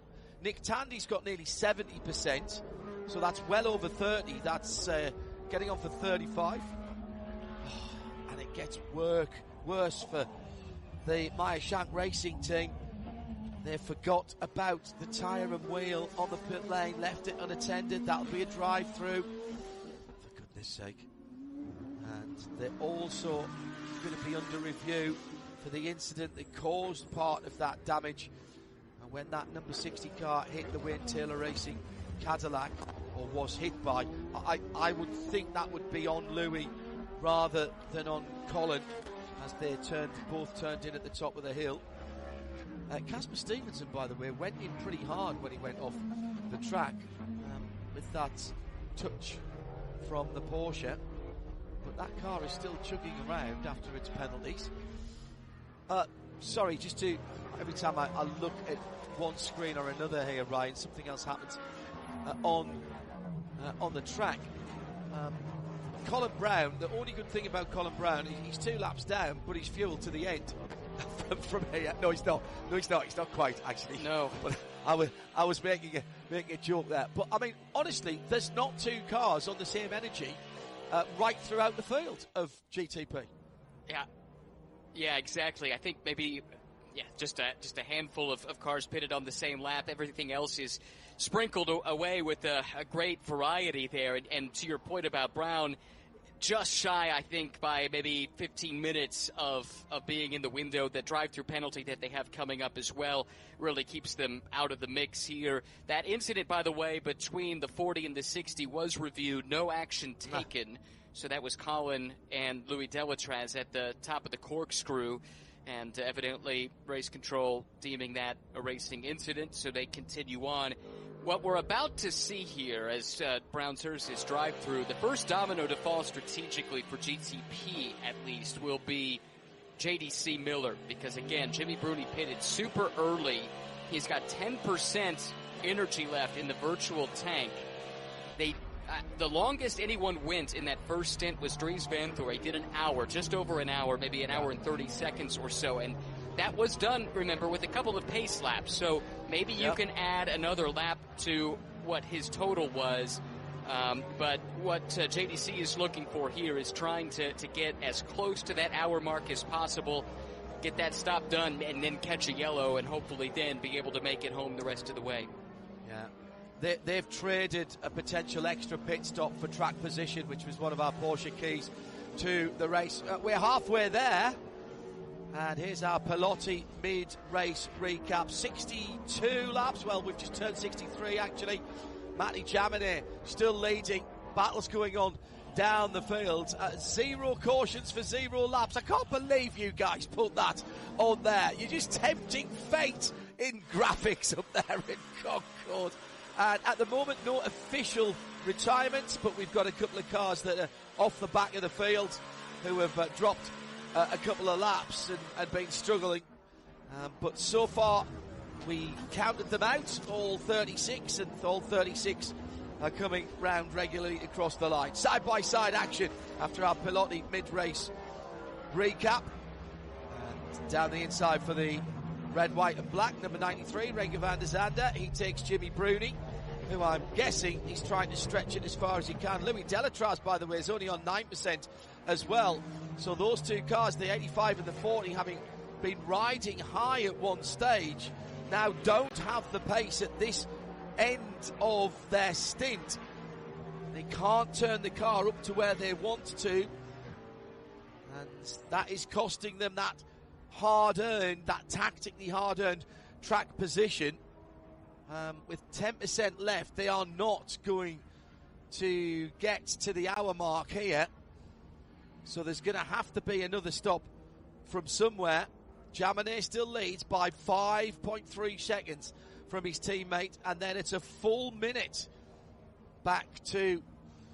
no, it's not. Excuse me. He's just gone across the line. That's why. Philip Eng's just come across the line. 11 seconds back. Let's go down to the pit lane. There's been a pit stop for DXDT and their Corvette. Robert Wiggins in 12th place as he rejoins in that Corvette number 36. That means Alec Udell can talk to Arjuna. Alec Udell, part once again of DXDT Racing after Tommy Milner paired up with Robert Wiggins at the Grand Prix of Long Beach. Alec, first thing I've got to ask you, we thought Robert was going to do qualifying until you rolled out in the car yesterday. What made the change to send you out in qualifying on very short notice? Yeah, the change to send me in qualifying was just down to pit time, because we're so close to the pit entry here. Rob has so many things going on with his hands, it's hard to get belts and everything done in time. So that was kind of the switch for this race, and yeah, that was that. Nice and simple, I guess. Talk to me a bit then about how, now you're out of the car, what you're doing strategically to help, because this is a race, we were just talking about it, that's gone caution-free so far, but so many different strategic elements, and I know for you, the false start, coming into the pit box, unfortunate contact with Triassic competition, I'm sure that's put you slightly off kilter. Yeah, unfortunately, we, essentially served a drive-through penalty for no reason with that.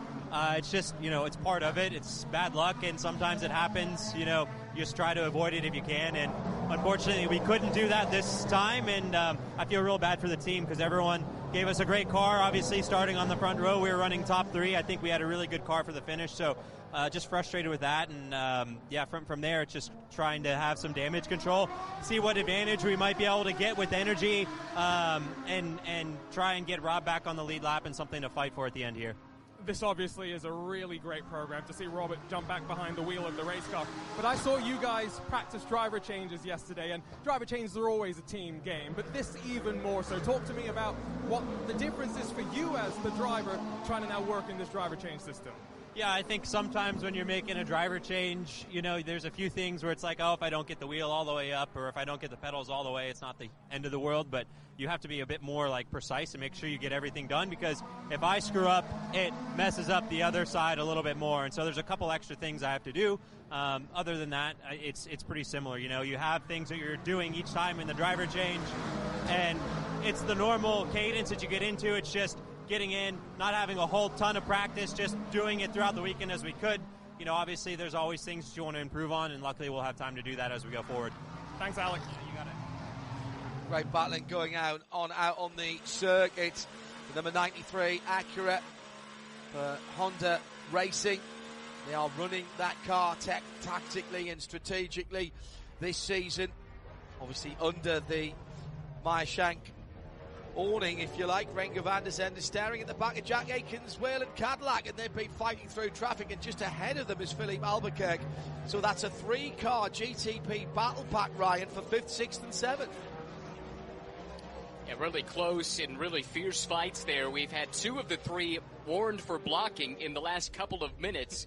The 93 and the 31 both receiving warnings, and the car at the front of this train is driving with some damage. Sorry, Ryan, second warning for Renger van der Zande.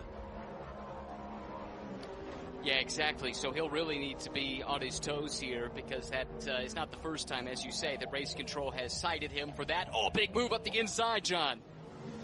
Excellent maneuver. And now, has that actually paid off? Yes, it has. So, change of... No, it hasn't, excuse me. Is that Jimmy Bruni right ahead of him? Yes, it is. Yeah, he's had to pits. Yeah, it's Timon van der Helm. So it's actually Timon van der Helm, yeah. Yeah. Yeah, okay. Sorry, missed that one. There's so much going on. Hello to Phil Gaynor, who's been doing some yard work and listening to IMSA Radio, now settling down to watch the videos as well. Tom Jeffries is home for a BMW win today. But, he says, I love Laguna Seca. Yes, don't we all? It's producing some great racing today. If you didn't catch up with the WEC yesterday, our archive is posted. And there's 3 2-hour segments of audio. So I've got to drive on Tuesday of about 4 hours. So I'm going to try and do the first 2 hours and then the last 4 hours. I was watching the timing on that, and there's a little touch at turn 6, and off goes Philippe Albuquerque. So you can catch up on that. There's been a lot going on this weekend. Now Philippe Albuquerque got damage to the right front as he got a little side swipe coming through turn 6. It wasn't as much as a hip and shoulder. It was very light contact, Ryan, but enough to put that light metallic blue Dex imaging car off the side of the circuit. There was contact down at the bottom of the hill. That's where it all started in turn 5. Up the inside for the red, white and black Whelan car. And, that's interesting. The damage on the right was already there. So that's been there for about 5 or 6 laps, I'm being told, for Delatraz. For Albuquerque in the Dex Imaging number 10 car. If there was contact there, it was very light. Was racing room given? Well, you've got to say, it looked to me as though Aitken was through. I see where you're coming from, and we've seen some hip and shoulder moves be given the no action taken reaction from race control already, so that seems to be part and parcel with what we've seen here so far. Had to wonder how much that damage at the front of that car has been hindering Philippe Albuquerque as well. It's really brought him into the clutches of some of these other cars and left him vulnerable, I fear, in that instance. Yeah, we saw light contact there having large consequences yesterday with a 2-car incident coming from side-by-side contact, and that resulted in a stop and 60-second hold. And that was in the Michelin Pilot race. Jaminet still leading, 37% of his energy still there. Nick Tandy doing a cracking job. He's at 7 seconds, but he's still got half of his energy left. Philip Eng's doing a good job as well. He's another 10 seconds further back. He's actually closed the gap in terms of energy on Nick Tandy. This virtual fuel tank readout that we get via the telemetry at IMSA, it's another tool for us to try and work out who's doing what. But that's really interesting for me, Ryan, that Philip Eng, who was about 3 or 4%, in fact 4 or 5% away from Tandy not so very long ago, has pulled that back to, he's just gone down to 48, so to 2%. His teammate Marco Wittmann, next back in line, is on 25%. 27 for Jack Aitken in 5th. Renger van der Zande on 51 in 6th, but he's 23 seconds back on the leader. But this is all going to play in to what we see in the last hour of the race. We're getting close. We're about, 4 or 5 laps maybe? Let's call it 6 or 7 to be absolutely safe, away from being able to take your last pit stop. Well, tell you this way. Again, we know Dries Van Thor went an hour and about 30 seconds on that first stint. We have an hour and 8 minutes and 20 seconds still to go in the race. So we're talking just a handful of laps until you're comfortably in that window. I think it's interesting that Eng is actually down on energy to Tandy because he pitted 1 lap later, or that car did, with Van Thor. So that actually speaks to what Nick Tandy has done behind the wheel to save some energy on his end, and that should shorten up their stop when they elect to do it.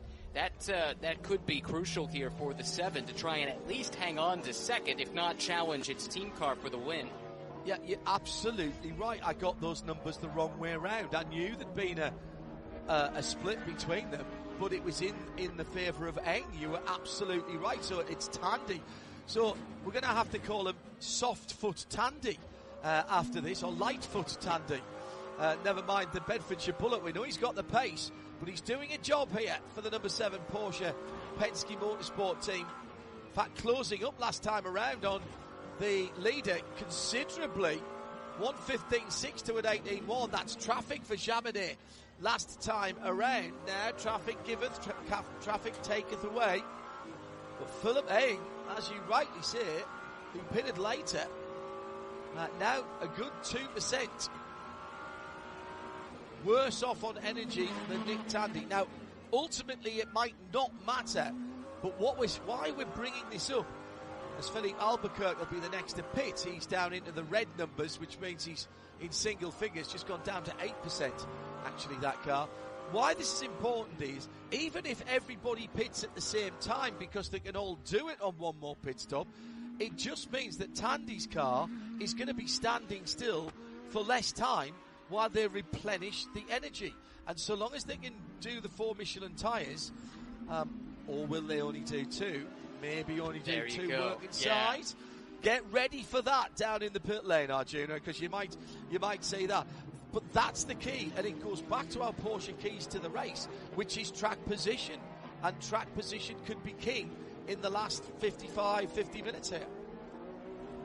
Exactly. Last year, that was really important for Porsche to get to the lead. They did sacrifice performance a little bit with tires late in the race to get some track position, and that proved to be crucial for them to get the big results. So the playbook's out there. Everyone's seen it done before, and it's possible now with this new surface, which isn't as abrasive. But that said, it's still a bit of a gamble because you do give up performance if you don't change the tires. What's extraordinary for me is that Tandy and Jaminet have got 22 laps on my chart, both of them, but Tandy's got so much more fuel. Not sure that's right, actually. Well, I'll go back. Jack Aitken just puts his car's fastest lap of the race in, waiting for the number 10 of Philippe Albuquerque to come into the pit lane. He's in 7th position at the moment. Let's do a quick VP Racing update as we're coming down to an hour and 5. I don't want to wait till the hour because I have a strong suspicion that this is going to be very, very busy.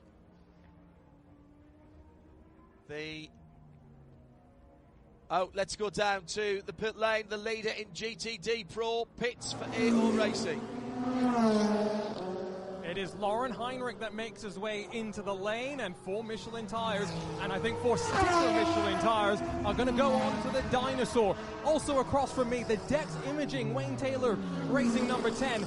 There is big damage to the right front of that nose cone. You can see a gaping hole in the bodywork, actually. And so while they get to work on changing the Michelin tires, sticker Michelin tires as well, the question remains, are they going to change the nose cone? They have it over the wall, ready to put on, but remember, you can't have all your crew over the wall, so you've got to prioritize in the order of operations. Fuel still being loaded onto the car, and finally they're trying to get to work, I think, on that nose cone, but a bit of delay here. They forgot the tools over the wall. They run back over to the car, off it comes, and getting to work on putting that new nose cone on. The Pratt & Miller number 3 Corvette GTD Pro entry, also off of the lane. It's going to be pretty tight for that leader in GTD Pro. Lauren Heinrich goes back out with an hour and 4 minutes to go.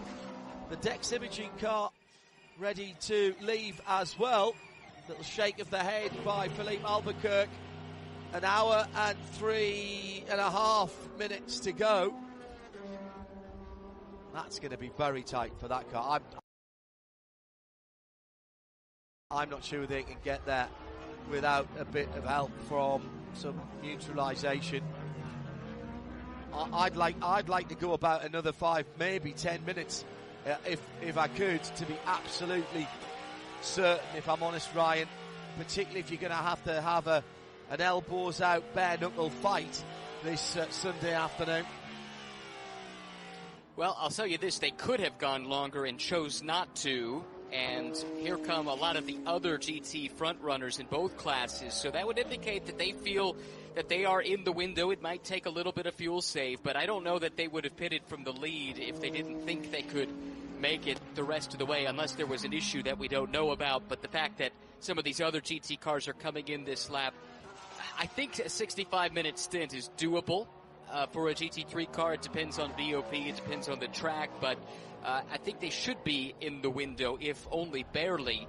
And we're approaching the window for GTP, which is where I wonder, John, who blinks first, who covers off for the yellow. That's what one of the advantages of coming in early is you cover yourself from a full course yellow potentially.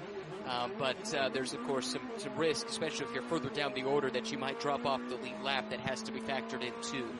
And that has happened for Philippe Albuquerque with that stop, where they changed the nose as well. Dragon Speed coming in from the lead of GTD Pro. That's Albert Costa in the bright yellow and rhubarb-coloured car. Cerise, we were calling that. The Antisocial Social Club is a garment company. I can see Arjuna rocking some of their gear, actually. I had a look at their website over the weekend. This is a full service. And VP Racing fuel going in. Right side tyres on. Left front tyre going on. I didn't see a left rear going on there. That must have happened first. Can't imagine they'd only do 3. So we can see that new tyre as it pulls out. That might have to be a question for those guys, whether they did 2, 3 or 4. Maybe they weren't doing that left-hand side front tyre. They were doing something else, but the 2 rights definitely went on. 7.5 seconds between the 2 Porsches. Let's get this VP update, racing update out for you. 7.5 between 6 and 7. The 2 Porsche 963s. Leaders just crossed the line. Nick Tandy coming to the line now.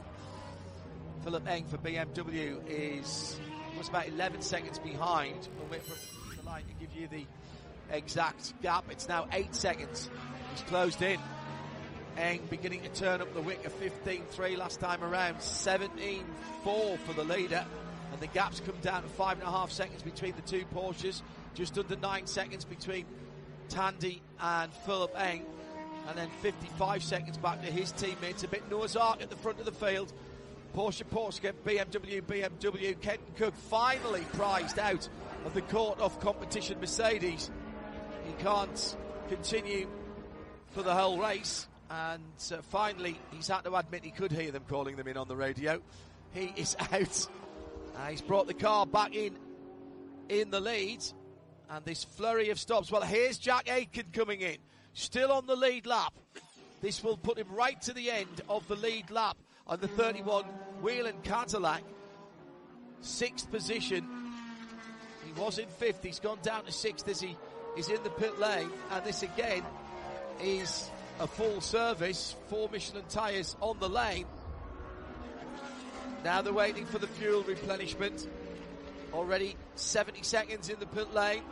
Now 75. Oh, sorry, that's percent. 87, 88, 89, 96, 97, 98, 99. They are squeezed 99% in. Hello to Nick Holland. He said, so are we thinking a later, shorter stop for the number 7 Porsche? And off for another chicken dinner? Well, it doesn't matter when they stop. It'll still be shorter, because they both need the same amount of fuel. All the top cars need the same in the car to get to the end. It'll just be less that needs to go in for Nick Tandy. Although Philip Eng has managed to pull back a percentage point, 36 to 35 now, between those 2 cars. Incredible stuff. And last pit stop still to go. Let's talk strategy with Arjuna, who's got Alexander Sims down in the pit lane. We were just wondering if the GTD machines could make it to the end. And so let's catch up with one of those cars that's just pitted, Alexander Sims. How close are we talking in terms of fuel to the end with that stop that was just made? Not desperately close, to be quite honest. It should be comfortable to have a full push. I mean, we will use all of the fuel by doing that, but all calculated and understood by everyone in the pit line. I think we're all on the same sort of strategy. This race has gone caution-free so far. I can't quite believe I'm saying that, but did you expect this when you talked strategy pre-race?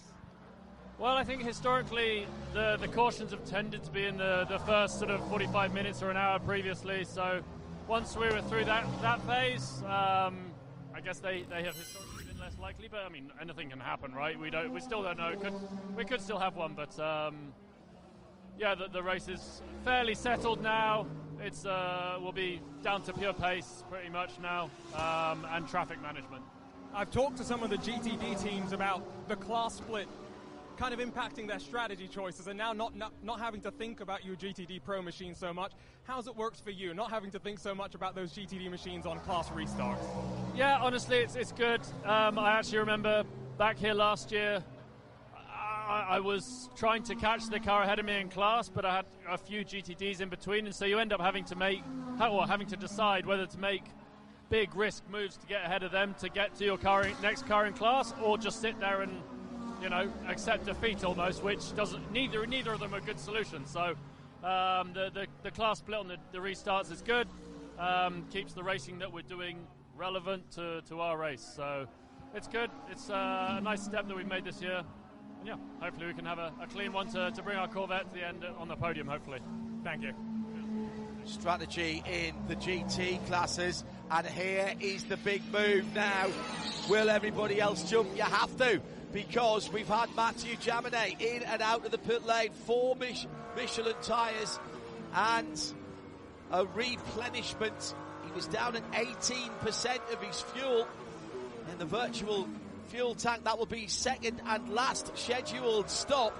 He stays in the car. He's off and running. So Tandy surely has got to cover him off here. Marco Wittmann in third now, down to 8%. Tandy at 30%. Philip Eng at Tandy at 31. Philip Eng at 30. Hello to Carsgrove Vroom. Great race. Thanks for explaining the strategies to us. We're doing our best, to be honest, but frankly, I might as well be making it up as I go along, because there's so much going on out there. We can only give you the numbers, and hopefully we're reading them in the right way. In comes Marco Wittmann. That's okay. Yes, that makes sense, Ryan, because he was down into single figures. So now it's a game of chicken at the front of the field between Nick Tandy and Philip Eng. Yeah, there's some risk taken by staying out here. A yellow compresses the field. They would pit after that compression, and then everyone who had pitted that was on the lead lap still would cycle through ahead of them. But they're also taking advantage of being out on hot tires, doing fast laps. The last lap for Tandy was only 0.6 off of that car's best of the race, and that was dealing with some traffic, so that's encouraging. And they're doing that while the other cars are bringing their tires up to temperature fresh out of the pits. So that's the risk-reward that they're trying to balance there. And maybe they can afford to take a few more risks, John, because they've won the first 3 races of the season. They've got a big points cushion, and so maybe you do roll the dice a little. But look at the first flying lap from Mathieu Jaminet of 14.6. That's the fastest lap of the race, and that is half a second away from the race lap record set last year by the Cadillac of Sebastian Bourdais. So he's got out. Porsche Penske Motorsport have played the strategy card here, and we will be looking for the BDO Nose Strategy Award winners as well. It's not just about when you take it in terms of fuel to get to the end, but where you drop the car on the racetrack so that you can take advantage. Maybe they didn't full fuel that car either, I don't think, because he was only showing at just under 90% on the graphic there. It does sometimes take a little while to show the full extent Now, I'll take that back. 94%. I'm now showing 94%. That's all right. 94, 93. So they didn't short fuel Jaminet, but he's going for it, and he's making the best of the performance potential of those Michelin tyres. Moment or two ago, two GTDs having a battle. A GTD and a GTD Pro, and coming off by far the worst at turn 5, because he went off, is Chris Meese down in 6th position in GTD Pro. He was battling with the Lexus RCF. A few people making manoeuvres. That was the number 40 car off again for Wayne Taylor Racing and Louis Delatraz. Trying to work out, it was Jack Hawksworth who was in the RCF GT3 with Chris Meese. Spirit and Wood, Alistair, hello mate.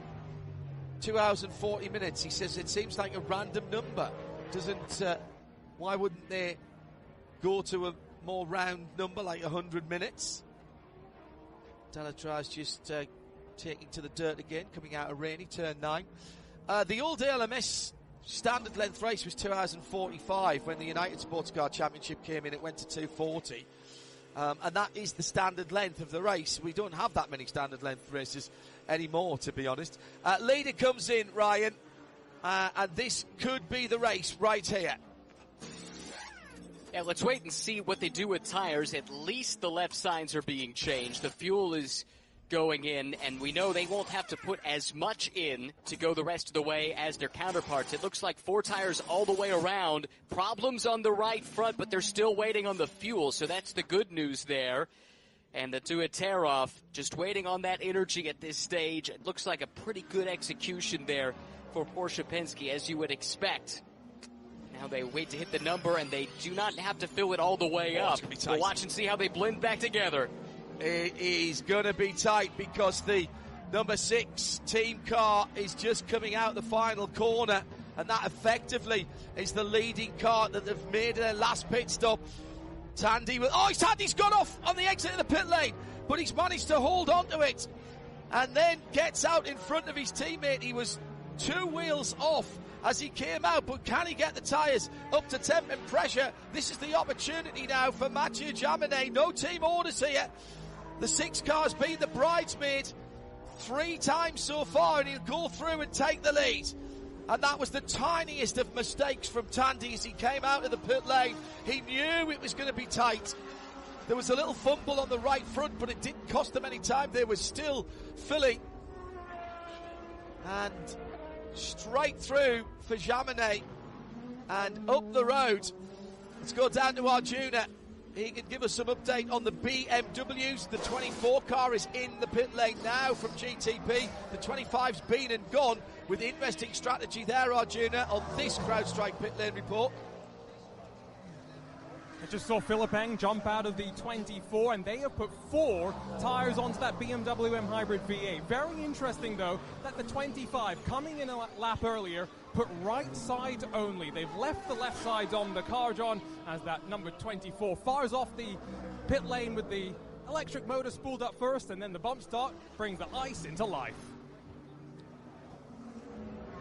Dragon Speed and AO Racing battling at the front. I think it's funny actually that we've got a GTD Pro, Lauren Heinrich, in a dinosaur car being chased by Dragon Speed. I can't believe I haven't noticed that before this weekend. There has been quite a lot going on. So Philip Eng rejoins as Renger van der Zande comes into the pit for his last stop. It'll be 2 Porsches and 2 BMWs. Good run for the Team RLL cars, but once again, as it stands, a pole position has not been converted, Ryan, into a win. And Arjuna, I think it was, that came up with this stat. We haven't had a pole position winner in GTP for 2 years, going all the way back to Canadian Tire Motorsport Park, and the GTPs haven't been there for the last couple of events. So that is how long it's been since a pole sitter in GTP went on to the top step of the podium. That is an incredible statistic. Yeah, unbelievable. July 2023, the last time that the top class was able to convert pole to the victory. And this has been a good run, though, it has to be said, for the BMWs. They've shot themselves in the foot a few times, quite frankly, over the past few events.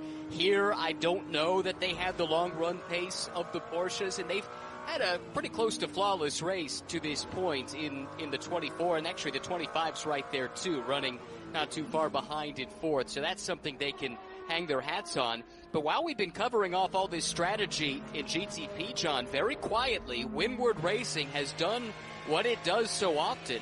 Philip Ellis and the rest of that team has stolen a march, and they've gotten to the front of the GTD field. And they've made their last pit stop. Let's do that update then. Windward from Vassar Sullivan from Ford Multimatic.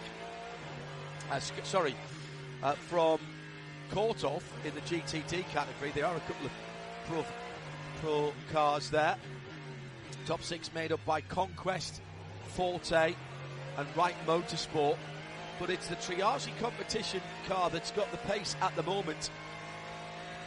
A 1:22.145 for Riccardo Agostini in the 296 number 023. In GTD Pro, mentioned EO and Dragon Speed, they're just under 10 seconds apart. Albert Costa just closing down the leader by a couple of tenths last time around. He's 11 seconds ahead of the best of the Corvettes. That's the number 3 car, Tonio Garcia in that Corvette, and then Marco Mappelli for Pfaff Motorsports. Been a good run for Pfaff in the Lamborghini Huracan. Maybe they'll need to keep that new colour scheme. They're just half a second ahead of Tommy Milner in the second Corvette. That's your VP in race update. 46 minutes to go. Let's head for a CrowdStrike pit lane report. He's Arjuna pounding the pit lane for us. Back down at the GTD end of pit lane with Windward Racing. Trying to figure out, Russell Ward, exactly how you guys have jumped up the running order so much. What's been happening out on track? Yeah, just pure pace, great strategy, awesome pit stops. I mean, if you guys are watching the race, we were in the running order to begin with. So, for us, I mean, we won here last year, and we're going to make it two for back-to-back for this event. Caution-free. I keep saying that and hoping I'm not jinxing things. But how do you feel heading into this final hour of things? Are you nervous, excited? What's it like being the co-driver rather than the one behind the wheel? Yeah, look, I mean, it's awesome, and this is such a great team, and the guys put on an awesome effort. I mean, for us, I mean, it's, we're in the spot we want to be in the front, kind of controlling the race. So, let's just see how it unfolds. Hopefully, yellows kind of throw things into the mix. We're happy where we're at. Good strategy, seeing them rise up the running order. CrowdStrike pit lane report with Arjuna Kangapati. It was Saturday night's IndyCar racing on the road circuits at the Indianapolis Motor Speedway. So Roger Penske and all the big bosses from Penske here to support Porsche Penske Motorsport. Tim Cindric was doing a bit of broadcasting on the Indy races as well. I heard his mellifluous tones while catching up on the myriad amount of motorsport that we've had over the weekend. So a straight fight now, Ryan. 5.5 seconds. Jaminet versus Tandy. Philip Eng and Marco Whitman, not exactly bit part players. They're still there. Nothing in it as far as the energy's concerned between those two cars. So this is the race at the front of the field. Meantime, the Heart of Racing Aston number 23 is back back up to speed after that problem with the tyre earlier on from contact. Ross Gunn sits in 10th position. Just a shame we can't hear that V12 engine from the onboard. Sounds like it's running on electric power at the moment. Obviously it doesn't have a hybrid. It is a very sweet thing to behold. I've been next to the dyno when that car has been running. Sounds like I'd say that was a Cadillac engine that we can hear behind us. So where's your money? BMW unable at the moment to convert that 4th consecutive pole position. Nick Tandy versus Mathieu Jaminet. 6 seconds between them. Dries Mansell's just put that car's fastest lap of the race in. He was the fastest man in qualifying, but only by 0.005 of a second over the car that he's now leading, although that was the other Matt. That was Matt Campbell who qualified. At IMSA Radio, let me know where you think the top step of the podium, who you think is going to be on the top step of the podium, should I say. So Tom Blomqvist and Colin Brown, the last pole sitters in GTP to win, pretty much 2 years ago. That was the number 60 Acura before MSR disappeared and returned. AO and Dragon Speed 10 seconds apart at the front of GTD Pro. Phil Ellis only 2.5 seconds ahead of Jack Hawksworth. The Mercedes ahead of the Lexus there. This is not over by any stretch of the imagination. Do not write your headlines now, dear journalists. You just get a feel there might be another twist of fate somewhere in the next 41 minutes and 33, 32, 31 seconds. Ryan Murray.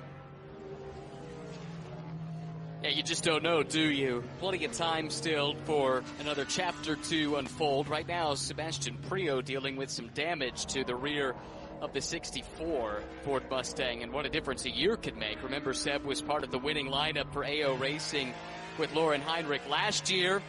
Lauren and AO trying to go back-to-back.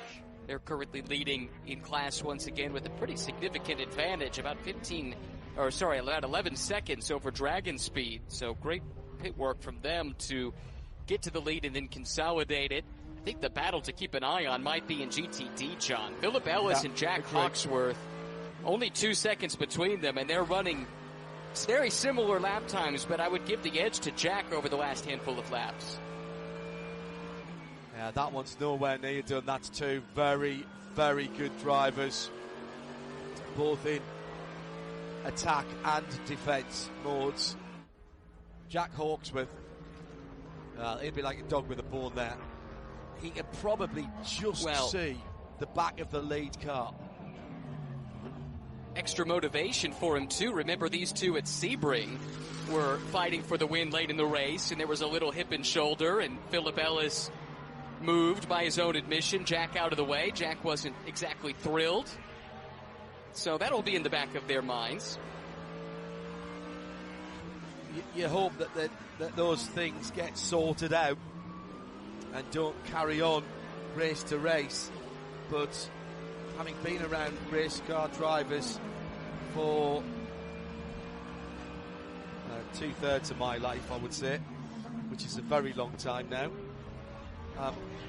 they have the memory of an elephant when it comes down to somebody who's wronged them or they feel has wronged them. They can quote chapter and verse of which circuit, what gear, how many revs they were pulling, who the third young lady in the red sweater was halfway down the front straight. It's all there, and it doesn't go away. Now, what I will say about IMSA is because quite a lot of the teams are sharing facilities down at the Apex hospitality area, and hello to the hard-working team there. The opportunity to bump into somebody getting a cup of coffee or a bacon sandwich or muesli for the drivers, of course, and be able to talk it through is actually there's a lot more opportunity. It's more prevalent that those things do get sorted out rather than being left to fester because they only ever see each other back out on the track because they're confined to barracks, as it were, in team meetings and trailers, etc. And gaps come down just a tiny bit. A little bit of traffic for Phil Ellis, having to get by the Inception Ferrari during the last lap, and now, of course, Jack Hawksworth will have to do the same thing. Nick Tandy has found the fast button. Had a bizarre incident with Nick earlier on this weekend when he was coming up over the top of the Rahal straight towards the top of the corkscrew.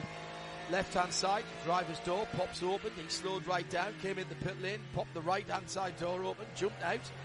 We thought, oh, has there been a little electrical fire or something like that? It was actually the fire extinguisher had gone off. And he wanted to be out of there quickly. That was sorted.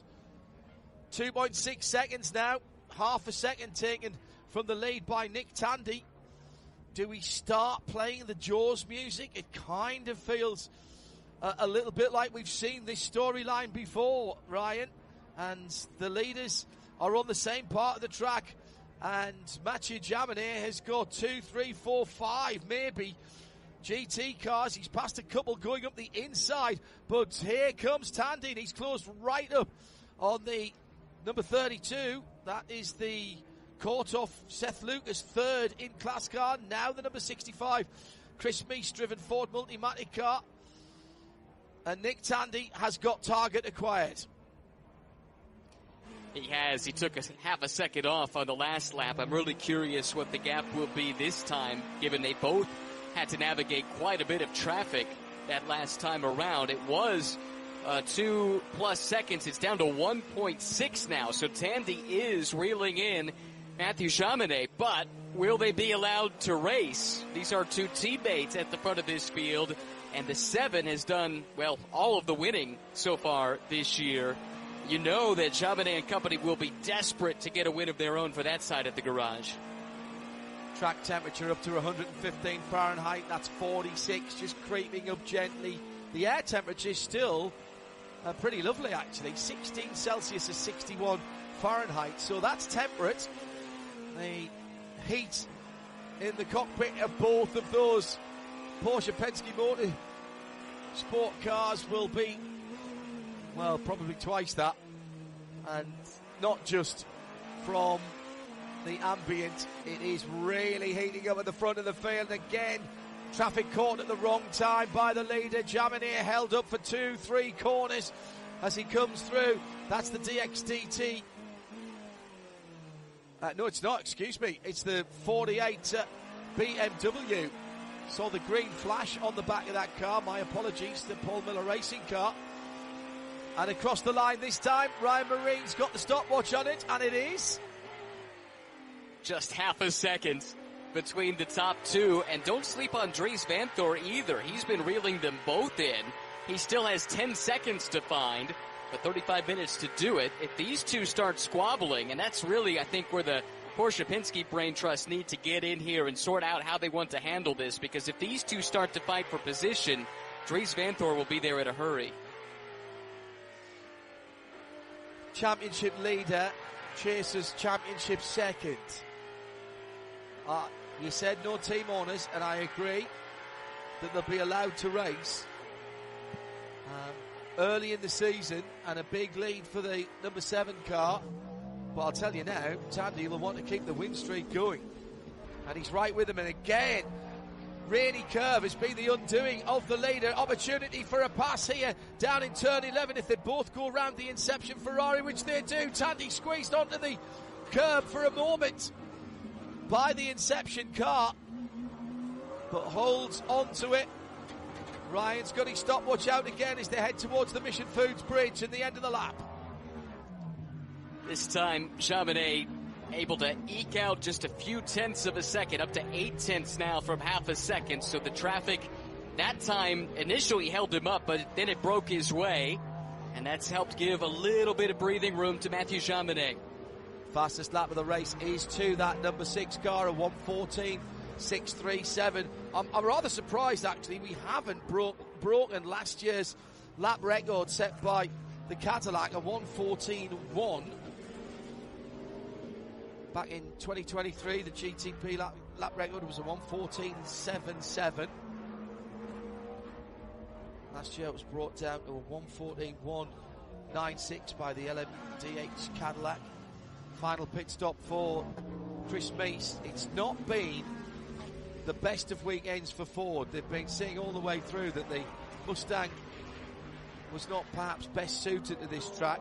Sebastian Priaulx 8th in GTD Pro. Actually, he's right with Marvin Kirchhofer now as well for 7th and 8th.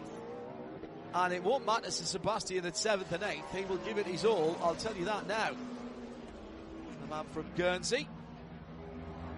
His father, Andy Prio, MBA with us. The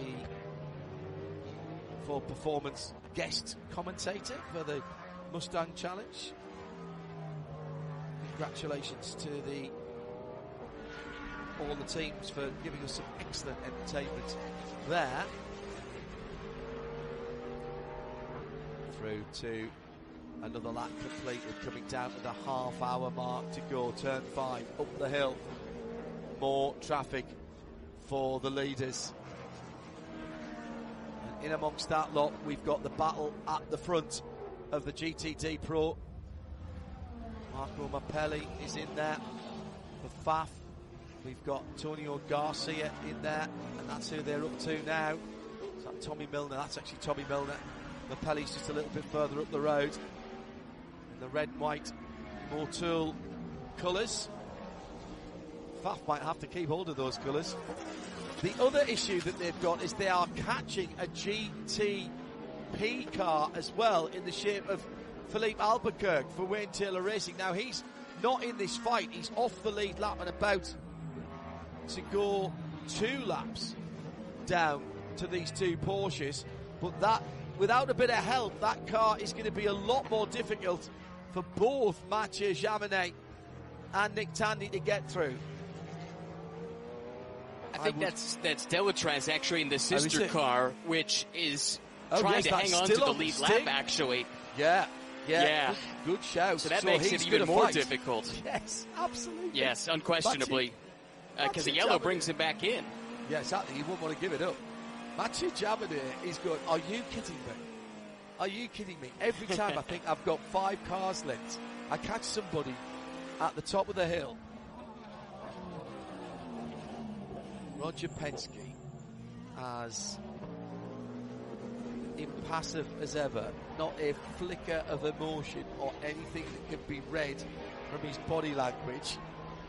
Matt Campbell listening for anything that he can add, or the leader goes down the inside of the Corvette of Antonio Garcia. That is Garcia. So now they've got Albert Costa and Lauren Heinrich. They're about 10 seconds apart. A little bit further up the road. More traffic ahead of them. And John, Dries Vanthoor is coming. It was 10 seconds a few laps ago. It's only 5.6 seconds now from Dries to Tandy. Only another 0.4 actually up to the race leader. So these two need to pick up the pace and maybe get some help here from Louis Delatraz, who might be hampering their progress a little bit. This is bringing that BMW, the pole-sitting car, into the equation. We know that car has got 1 lap pace. We know Dries Vanthoor's got 1 lap pace. Well, actually, that's not fair, because he did 9 fast laps in qualifying. He only got the pole position on his 10th out of 11.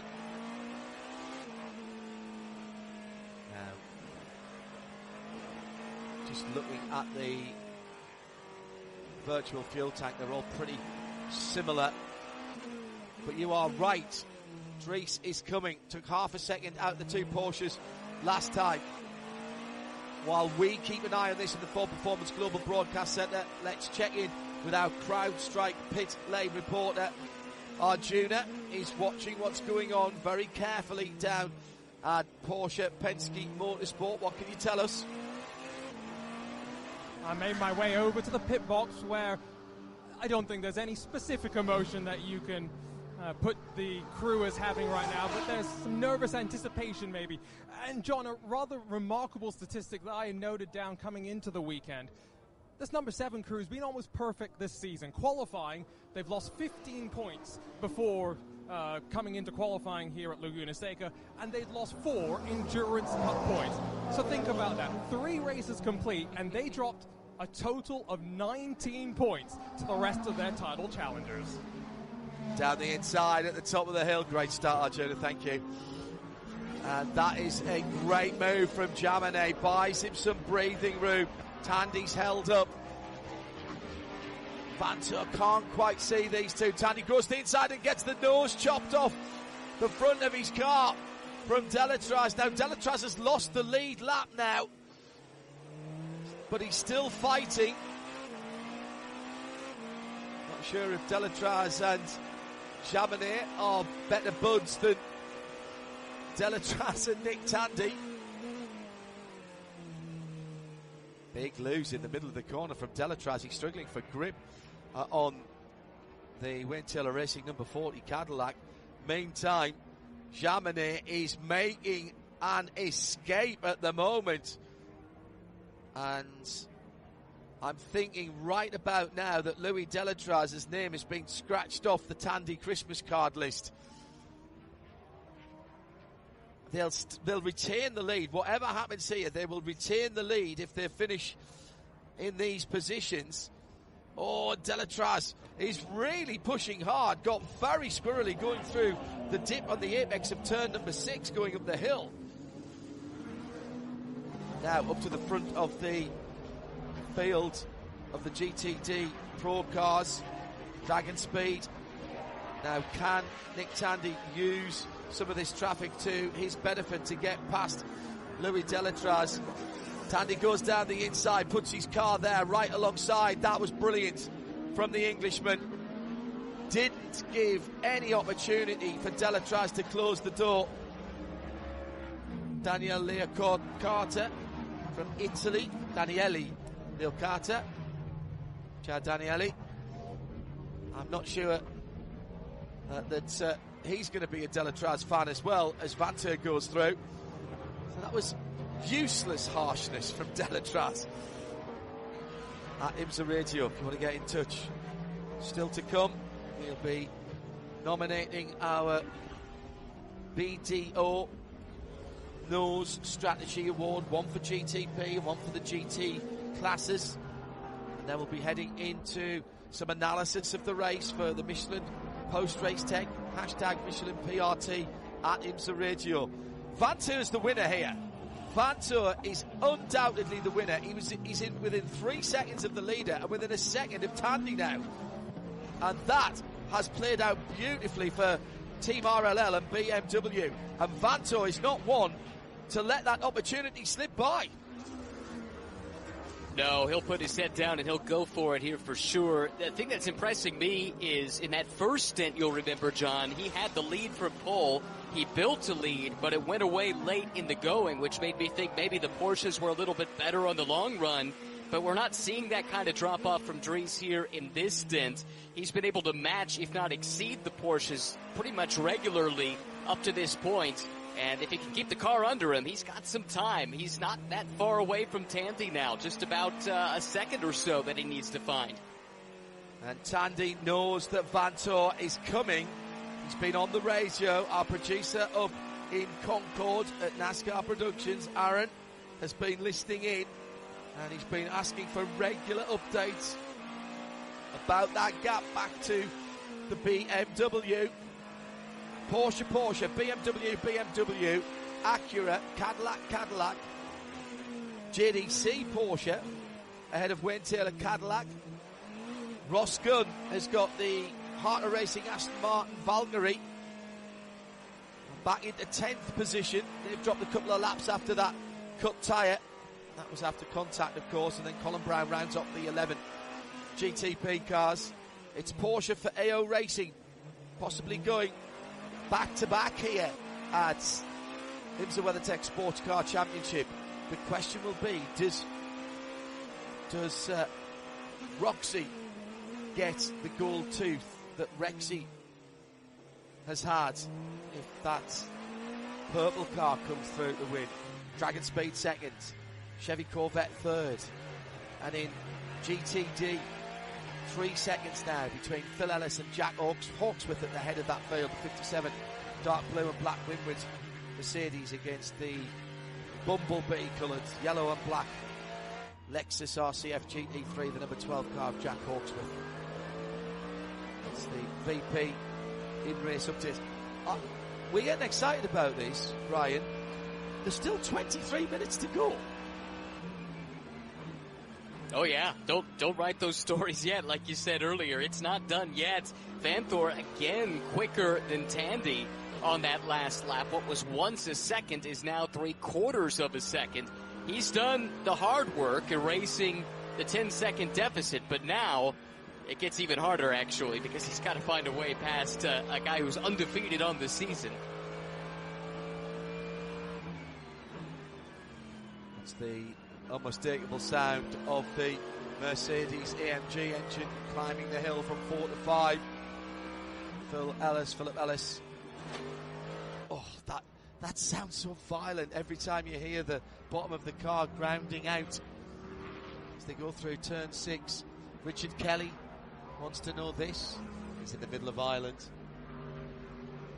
Says, quick question. Thanks for the kind words about the broadcast, by the way. It takes a team. It takes a village, actually. Camera operators have been stunning this weekend. Not all of the pictures that we've seen, you've seen, but we have missed nothing at all thanks to the eyes of our camera operators. Thank you, ladies and gentlemen. Do IMSA operate a different BOP and criteria rule set from WEC? In the first 3 World Endurance Champion races, the Porsche look a bit breathless compared to the speed and dynamism on display here at Laguna. It's a good question. There are some detailed differences in aero between the Porsches that run here and the Porsches that run in the FIA World Endurance Championship. In fact, all the cars are slightly different. The reason for that is the initial homologations were done in 2 different wind tunnels. The FIA WEC was using the Hinville, formerly Sauber wind tunnel, whereas in the US, all the cars are benchmarked at Windcheer up in Carolinas. Now, actually, the Hinville wind tunnel is not available for outside use at the moment because Audi are renovating it, having taken over that organisation. So everybody's had to come over here to Windcheer, which is why we've had the Toyotas in there even and various other of the WEC cars out in the States, which caused a bit of excitement, as you might imagine. The answer to that question is not really. The basic pillars of the BOP are the same. What you have to remember is that there are no LMDH cars other than the Aston Martin Valkyrie, which is in its very early days, and there are no hybrid LMH cars either here. So there's no Ferraris, no Toyotas, and I know that shouldn't make a difference, but obviously that does mean there's a different type of competition going on here. I mentioned this earlier on as well. I do think because of the way the equalisation formula goes, it's about how much of your potential performance, your car's potential performance you can wring out. Now, the WEC have just changed that a little bit this year, and they've changed the way they calculate, and the algorithm is used for that. And I'm not sure that WEC's gone the right way, because the idea was not to haul back teams that were doing a good job or drivers who were particularly either frugal or fast or both. However, the new way of the WEC calculating their BOP does seem to be taking some of that into consideration. Now, in fairness, we haven't discussed this with the WEC. We tried to get with their technical director at Qatar. It wasn't possible, but we'll grab him at Le Mans and have a chat with him. You've heard his voice before on our airwaves. Here in IMSA, there are changes race to race. They tend to be less aggressive, and also I think the technical department here are they are doing it their own way, let's be honest. But also I think that just the nature of the circuits here, they are not the billiard table smooth tracks of the FIA WEC. So I hope that sort of answers your question, Richard. And we will try and sit down with WEC Technical for Le Mans, one of our inside stories. Hello to Safe Phil. Don't curse it now, Phil. Jaminet by 2.8 seconds. Dries Vanthoor. The charge towards the back of Nick Tandy seems to have been slightly held up a little bit, and now the interest is further back down the field, where Jack Aitken is trying to pull up to Renger van der Zande. Two mostly red cars just heading through turn 4 towards turn 5, Ryan Murray. I've been watching this battle develop here over the last few laps, and Aitken doing a nice job starting to close in on the Acura. It's not been a banner weekend for Acura, I think it's safe to say, nor for Cadillac for that matter, actually. You see the 3 Cadillacs, 6th, 7th, and 8th, all in a row, but Aitken trying to salvage a little bit of something here as he's making some headway. Right now, 1.1 seconds in arrears, and there's some traffic up the road that could break his way. That could make a big difference, as it did for Dries Vanthoor in his pursuit of Nick Tandy a little bit earlier. Traffic again, providing the challenge for these GTP cars. Nick Tandy trying to fight his way onto the back of that red and white striped car. Jaminet goes past the Pfaff Lamborghini. Marco Mappelli sitting in 4th position. Tandy also had to go by, I think that was the JDC car as well there. But now there's only one car between them, and again Tandy gets the worst of the traffic. Earlier on it seemed to be Jaminet who was catching traffic going into and out of the corkscrew and down through Rainey into turn 10. That's how that gap closed down, and now it's opened up again. But it was a 17-0 last time around to a 16-1 for Nick Tandy. What has the 7 car got in hand, if anything?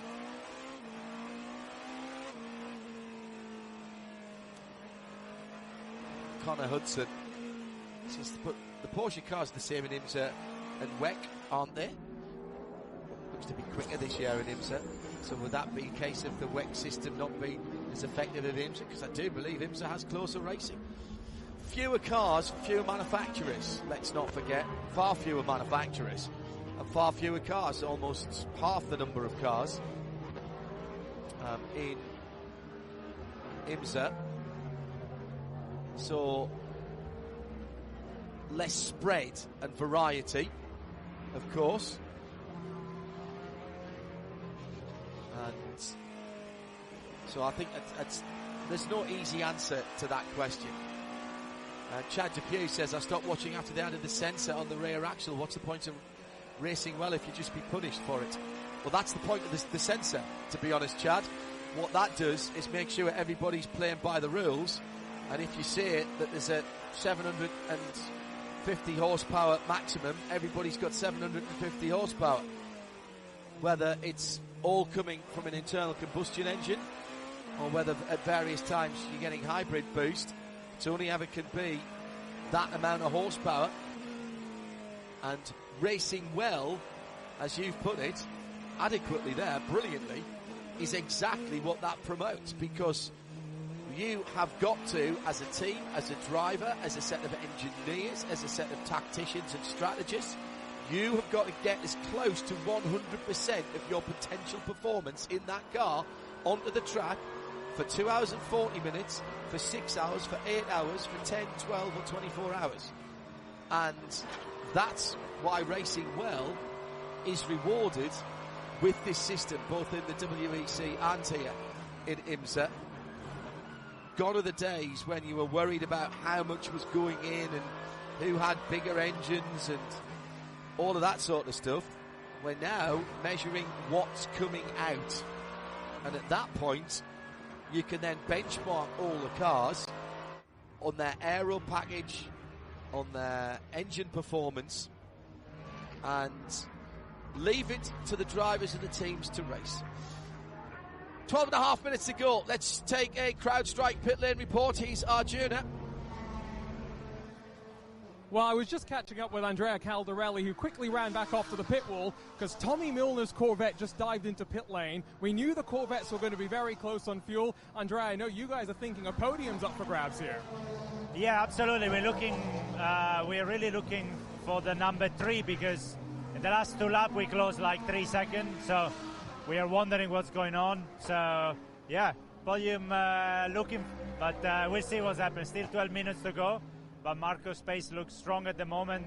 Not sure what the other are doing for energy, but we are good until the end. So, partnership with Motul, you have a new livery. Fan voted for this particular round. Still a little bit of plaid on the rear wing. Has it been nice having the support from Motul here at WeatherTech Raceway Laguna Seca? Yeah, absolutely. I really like the livery. It's a bit of like a vintage Motul livery, which is great. But yeah, we still have some plaid on the back, always there. So, and it's even in my helmet this race. I just make sure we keep the tradition. I'll let you get back to the pit wall. Thank you. Arjuna, you might want to take a walk down to Inception Racing. Fred Scharndorf's lap times are going out. I think they've got a problem. That car dropping back lap after lap. They did a 38.5 last time around. That car's best at 22.6. It should be further up the field than 15th in GTD, and it's the last of the running cars, and that puts it third in the Bronze Cup as well for that yellow Ferrari 296. And Neil Verhagen has just taken his final track warning in the number 1 Paul Miller Racing team as he comes into the pits. That was at turn 5. I did say there had been discussions about that. And off comes Dragon Speed's been off. That's the second place GTD Pro car. Just as the leader was coming to put a lap on it. So, yeah, and that was Scharndorf ahead of him as well, going very slowly. So that now has opened the gap in GTD Pro. Lauren Heinrich for the pink AO Racing Porsche. Roxy leads now by 11 seconds. Second to third, 18 seconds.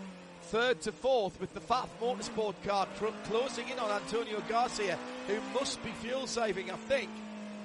He's only 1.5 seconds. So the third step on the podium up for grabs there.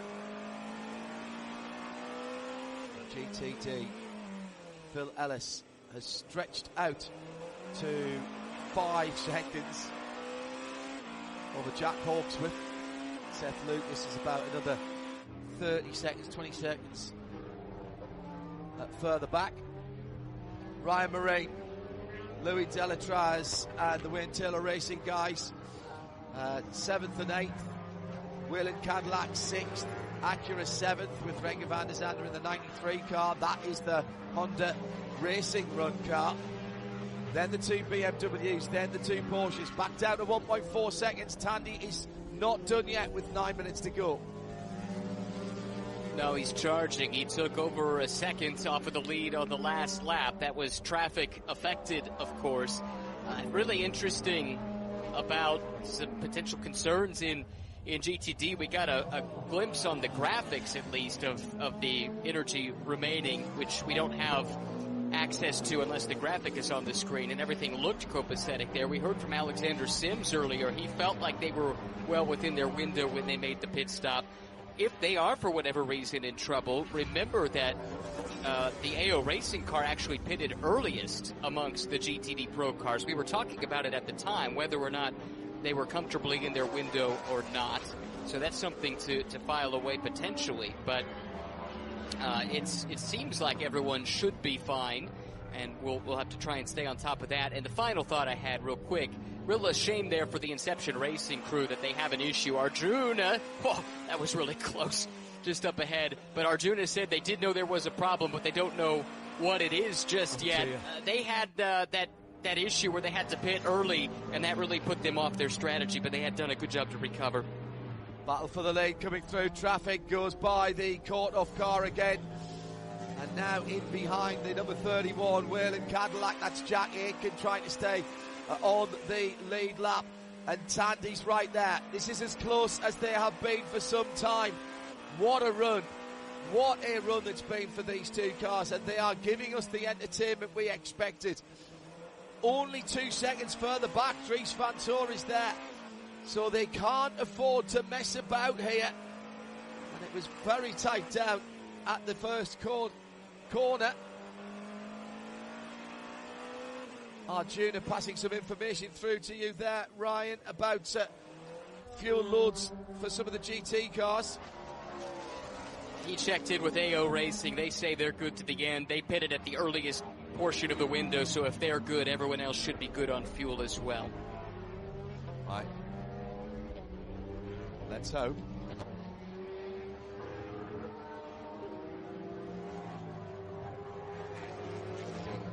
Under the tyre rack bridge, the top three are on the same piece of track. My goodness, it's happened again. We haven't required neutralisation to bring it all back. 2 Porsches, 1 BMW. We've had 2 hours and 34 minutes of green flag racing, and the wick has been turned right up. Top 3 within a second, over the top of one of the most famous parts of any track in the world, the corkscrew. And we've still got somewhere in the region of 4, possibly 5 laps to go. A grandstand finish at WeatherTech Raceway Laguna Seca for the IMSA WeatherTech Sports Car Championship. There's so much at stake here, so many storylines. Tandy and the 7 crew, perfect at the checkered flag this year. The 2 Matties in the 6 car, Jaminet and Campbell, second place finishers behind their teammates for the season. And in third right now, the perfect pole sitter and qualifier, Dries Van Tor, the fastest man in IMSA this year, trying to break a 2-year streak of the GTP pole sitter not winning a race. It's all to play for, Ryan, and we've got 5 minutes left, and traffic will be a factor. Pick your passes, we said in the Porsche Keys to the Race. Might as well tear that up now. There's no way that you can hang about here. You've got to go for it, and Jack Aitken's trying to stay on the lead lap and brought these 3 back together. As he has every right to do, of course. That's part of racing in the States. You're going to fight and scrap and claw to stay on the lead lap and hope to get a yellow. Doesn't really matter with less than 5 minutes to go, but he'll still do it, and that's brought everyone close together. Do have one other fuel observation. This is in GTD. Both Ellis and Hawksworth they should be fine, but they're right on the fringe. That's something to keep an eye on here in the final 5 minutes. BDO no strategy award, and finally the Whelen car pulls out of the way. I think Jack Aitken realised he'd rather finish in 6th place. All sorts of things could have happened there. BDO no strategy, 1 for GTP, 1 for the GT classes combined. Oh my goodness, who do you pick in GTP? Have a think about it, gentlemen. I'll come back to you in a moment. Your nominations for GTP and the BDO Nose Strategy Award, and 1 from the combined GT classes, if you will. But right now, we cannot take our eyes off what's going on at the head of the field. I'm pretty certain all of the other cars on track know what's going on at the moment. Bizarrely, one of the GTD BMWs has just held up Dries Van Tor, but he brakes super late into turn 11 and gets all of that back. Jaminet, these last 3.5 minutes will be ticking down as if it was an hour. It is so tense. Top 3 together. Right, Arjuna. BDO, no strategy award. Let's have a GT nomination. Either GTD or GTD Pro, doesn't matter. Who do you reckon has played the strategy cards best today in the street-based cars? It's a bit of a toss-up, if you ask me, between the Winward Racing number 57 and the AO Racing 77, because AO Racing, you know, this dominant gap that they built up in the GTD Pro class, a lot down to their strategy, execution, and similarly for Winward Racing, roaring their way through the field, partially due to the strategy. Video knows nominations for me. GT nominations, Ryan. By the way, Fred Schandorf's had to come in the pit lane for a mechanical black flag in the Inception Ferrari. Are you going to go with Arjuna, or are you going to throw somebody else? Just, it's almost never the winners in this category, but I'll take what you give me. I think Pfaff deserves some consideration. They've played this pretty well to put themselves in contention to fight for a podium. They're only 7/10 off of it right now, so I'd give them some consideration. But I want to wait and see what happens in GTD because, again, Ellis and Hawksworth, it's pretty tight for them on fuel. And what about GTP as we'll get the white flag next time around? The top three are together. Does it come from one of those three teams, or have you seen something else further back in the GTP that is worthy of note? No, I think it's the 6 crew. They did the shorter stop, or they pitted earlier, let's say, than the sister car, and that jumped both the sister car and the 24 BMW, and it got them to the front. And I think that, from the GTP perspective, was the move of the race strategically. Judy, are you going to argue with that in GTP, or are you going to go for one of the other 10 teams? Ryan made a very compelling case, one that I struggle to find any argument with, so I'll go with him. Number 6, Porsche Penske Motorsport, my pick for BDO knows strategy call of the race. Coming down to the last 2.25 mile, and Nick Tandy is right under the wing of his teammate as they get on the throttle out of turn 11, through to start the last lap. The BMW is there maybe to pick up the pieces. Dries Van Toor's not been this close. Nobody's been this close to the Porsches this year. There's almost a touch into the hairpin. Tandy goes wide. Here comes Van Toor, sticks the nose in and then has to pull back out again. Past the Liquid Molly Turner car through turn 3.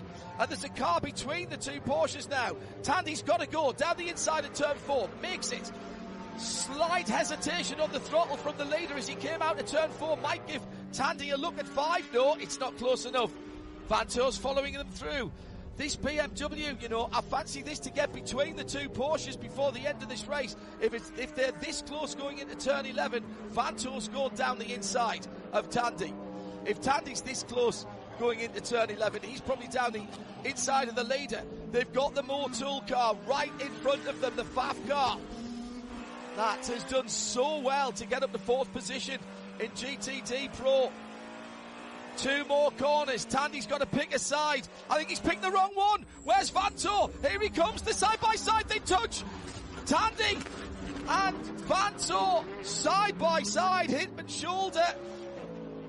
It's going to be a Porsche Penske Motorsport car that wins, but it's the 6 team from Tandy in 2nd for the 7. It will be Dries Van Toor, I think, in 3rd place. He's off at turn 11 at the moment. Is the car damaged? And will the 7 crew hold on to it? Here comes the... he's got broken steering, I think.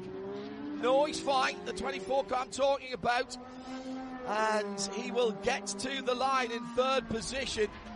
Already, we've seen the winner in GTD go through. Philip Ellis for Winward Racing. Good first stint as well by Russell Ward. And in GTD Pro, we're waiting for the pink Porsche of Lauren Heinrich, who's finished off the race. And Roxy takes a win for AO Racing.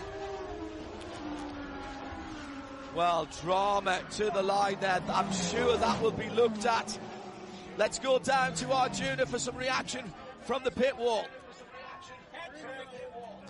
See if I can steal Matt Campbell, who just departed the box from the Porsche Penske Motorsport crew, but John, I've got to tell you, I was standing here through those final couple of corners, and they didn't know whether to run to the wall or not. There was so much tension, so much excitement, and it's still Porsche Penske Motorsports that maintains a perfect record in 2025, albeit with the number 6 rather than the number 7 coming out on top.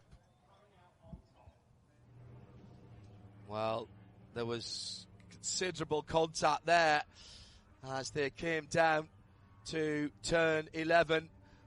Ryan and I'll keep our eyes on that and watch the screens for any potential penalties that comes out of that. Matt Campbell is here to talk to us in this CrowdStrike pit lane report. He's still celebrating with the rest of the team, but I will steal a word with Matt Campbell as soon as I can. Race winner here at the WeatherTech Raceway, Laguna Seca. I caught up with him before the race, and it's good to be able to catch up with him now. Matt, congratulations on the victory. How does it feel? Porsche Penske Motorsports 4 from 4 this year, number 6 finally out on top. Yeah, good to finally get a really good result, getting a win for car 6 for the first time this season. So obviously keeping this streak going of podiums, which is really, really important for PPM and the championship for the big picture. So super excited. Wasn't the easiest race there. I think we for sure lacked a bit of speed to our sister car and also the 24, but nevertheless, thank you to the team and for the strategy, obviously coming out on top.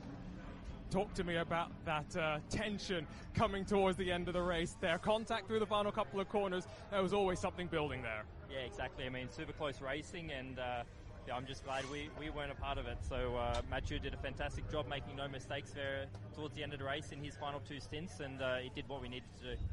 Well, I think for many, the number 6, the recipient of BD O'No's strategy call of the race, and he's going to head down towards that victory lane and celebrate with the rest of the number 6 Porsche Penske Motorsports crew. No further action with the contact between the BMW number 24 of Dries Vanthoor and Nick Tandy in the number 7. Tandy out of the car. A classic IMSA race, says James O'Donnell. How intense do you like it? Just like that. In GT, BD O'No's strategy, BD O'No's strategy award. I think it's going to have to go to Faf because they did live with the big dogs there. Only 2 seconds off the podium in GTD Pro, and I suspect they'll be keeping that Lamborghini Huracan in the red and white throwback livery. Marco Bumpelli and the rest of the team doing a great job. So the number 9 Lamborghini Faf Motorsports, again, they made sure that their pit stops were perfect. And just to recap the GTP, that was that cheeky little pit stop strategy from the number 6 there. Didn't do the same as the Porsche Penske number 7. Let's have a quick interview before we give you the full results. I have Klaus Bachler here, driver of course, Roxy, who is now a winner in the IMSA WeatherTech Sports Car Championship. A big gap at the end of the race, caution-free. What's going through your mind? Yeah, it's incredible. I'm really happy. I mean, now we won with Roxy also. The team won 3 races in a row now. Long Beach, we were not there, Lauren and me, but the team did it, and it's incredible job from them. The car was so good today, and yes, the gap was big, but in the end we made 0 mistakes. I had a good start, and so happy now we are leading the championship, but it's still 7 races to go, so it's a long season ahead. I've got to ask you, do you prefer driving Roxy or Rexy? It's a difficult question. I mean, we won with Rexy in Sebring, the 12 hours now, and now the Laguna Seca race here with Roxy, so let's see. Good answer. Not picking a sibling as AR Racing stand on top. Can't pick between your children or your dinosaurs. The unofficial results subject to post-race technical inspection sees the team Matthews, Jaminet and Campbell. Mathieu, Jaminet and Manny Campbell. It continues the winning streak for Porsche and for Porsche Penske Motorsport, but the car that's been second in the previous races takes the top step of the podium this time, ahead of the championship leaders, which they will hold as they leave the WeatherTech Sports Car Championship Monterey event here at WeatherTech Raceway. On the podium again for BMW, Dries Vanthoor and Philip Eng. Still no pole sitter has won in GTP since 2023. Incredible stuff. GTD Pro Lauren Heinrich brought home the win after Klaus Bachler started off with Roxy. It was the Ferrari number 81 quick car qualified on pole position, Albert Costa and Giacomo Altoe, and third for Corvettes with Tonio Garcia and Alexander Sims. And meantime, in GTD, Phil Ellis and brought home the Winward Racing Mercedes number 57 that had been started by Russell Ward. Jack Hawksworth was the man who finished it all off for Vassar Sullivan in the Lexus number 12. And in third place, Conquest Racing came through. Quiet race for them in the 34 Ferrari, the blue and white machine. But they did the job and come home in third on the podium. We'll hand the PA over to the ceremonies and formalities, but before I do, thank you very much to our junior. He's going to stay on headset and with the radio mic as he tries to get us some more interviews. Thank you to Ryan Marina. Last thought for you before we go to post-race tech. That's how to do a motor race, isn't it? I'd like to do that again. Can we do it again tomorrow, John? Do you know what? I'd say yes. In fact, I wouldn't have put the checkered flag out. I'd have let them run for another couple of hours. That was brilliant stuff. Ryan, thank you very much indeed. See you at the next one. And for those of you listening, get yourself onto RS2 IMSA Radio via IMSARadio.com. We're going to wrap up our video and international feed portion of the show, but we have to say thank you to all of our technical staff, particularly the camera operators and everyone on site in the heat in California, but also, of course, to the IMSA crew on site and our NASCAR productions team in Concord. And across the weekends, we've had Rob, Peter and Tim in London, making sure that IMSA Radio went to air as well. The responsible adult, as always, was Eve Hewitt, responsible for our commercial partnerships to get us on the air. And my broadcast colleagues, Ryan Marine, and congratulations, breaking his duck for the first time as part of our IMSA Radio team, our junior Kanka party. And we'll all be back on the other side of a quick breath for Michelin post-race tech. Hashtag Michelin PRT at IMSA Radio. Thanks for joining us this Sunday. What a great race we've had here at WeatherTech Raceway, Laguna Seca. Once again, IMSA has delivered.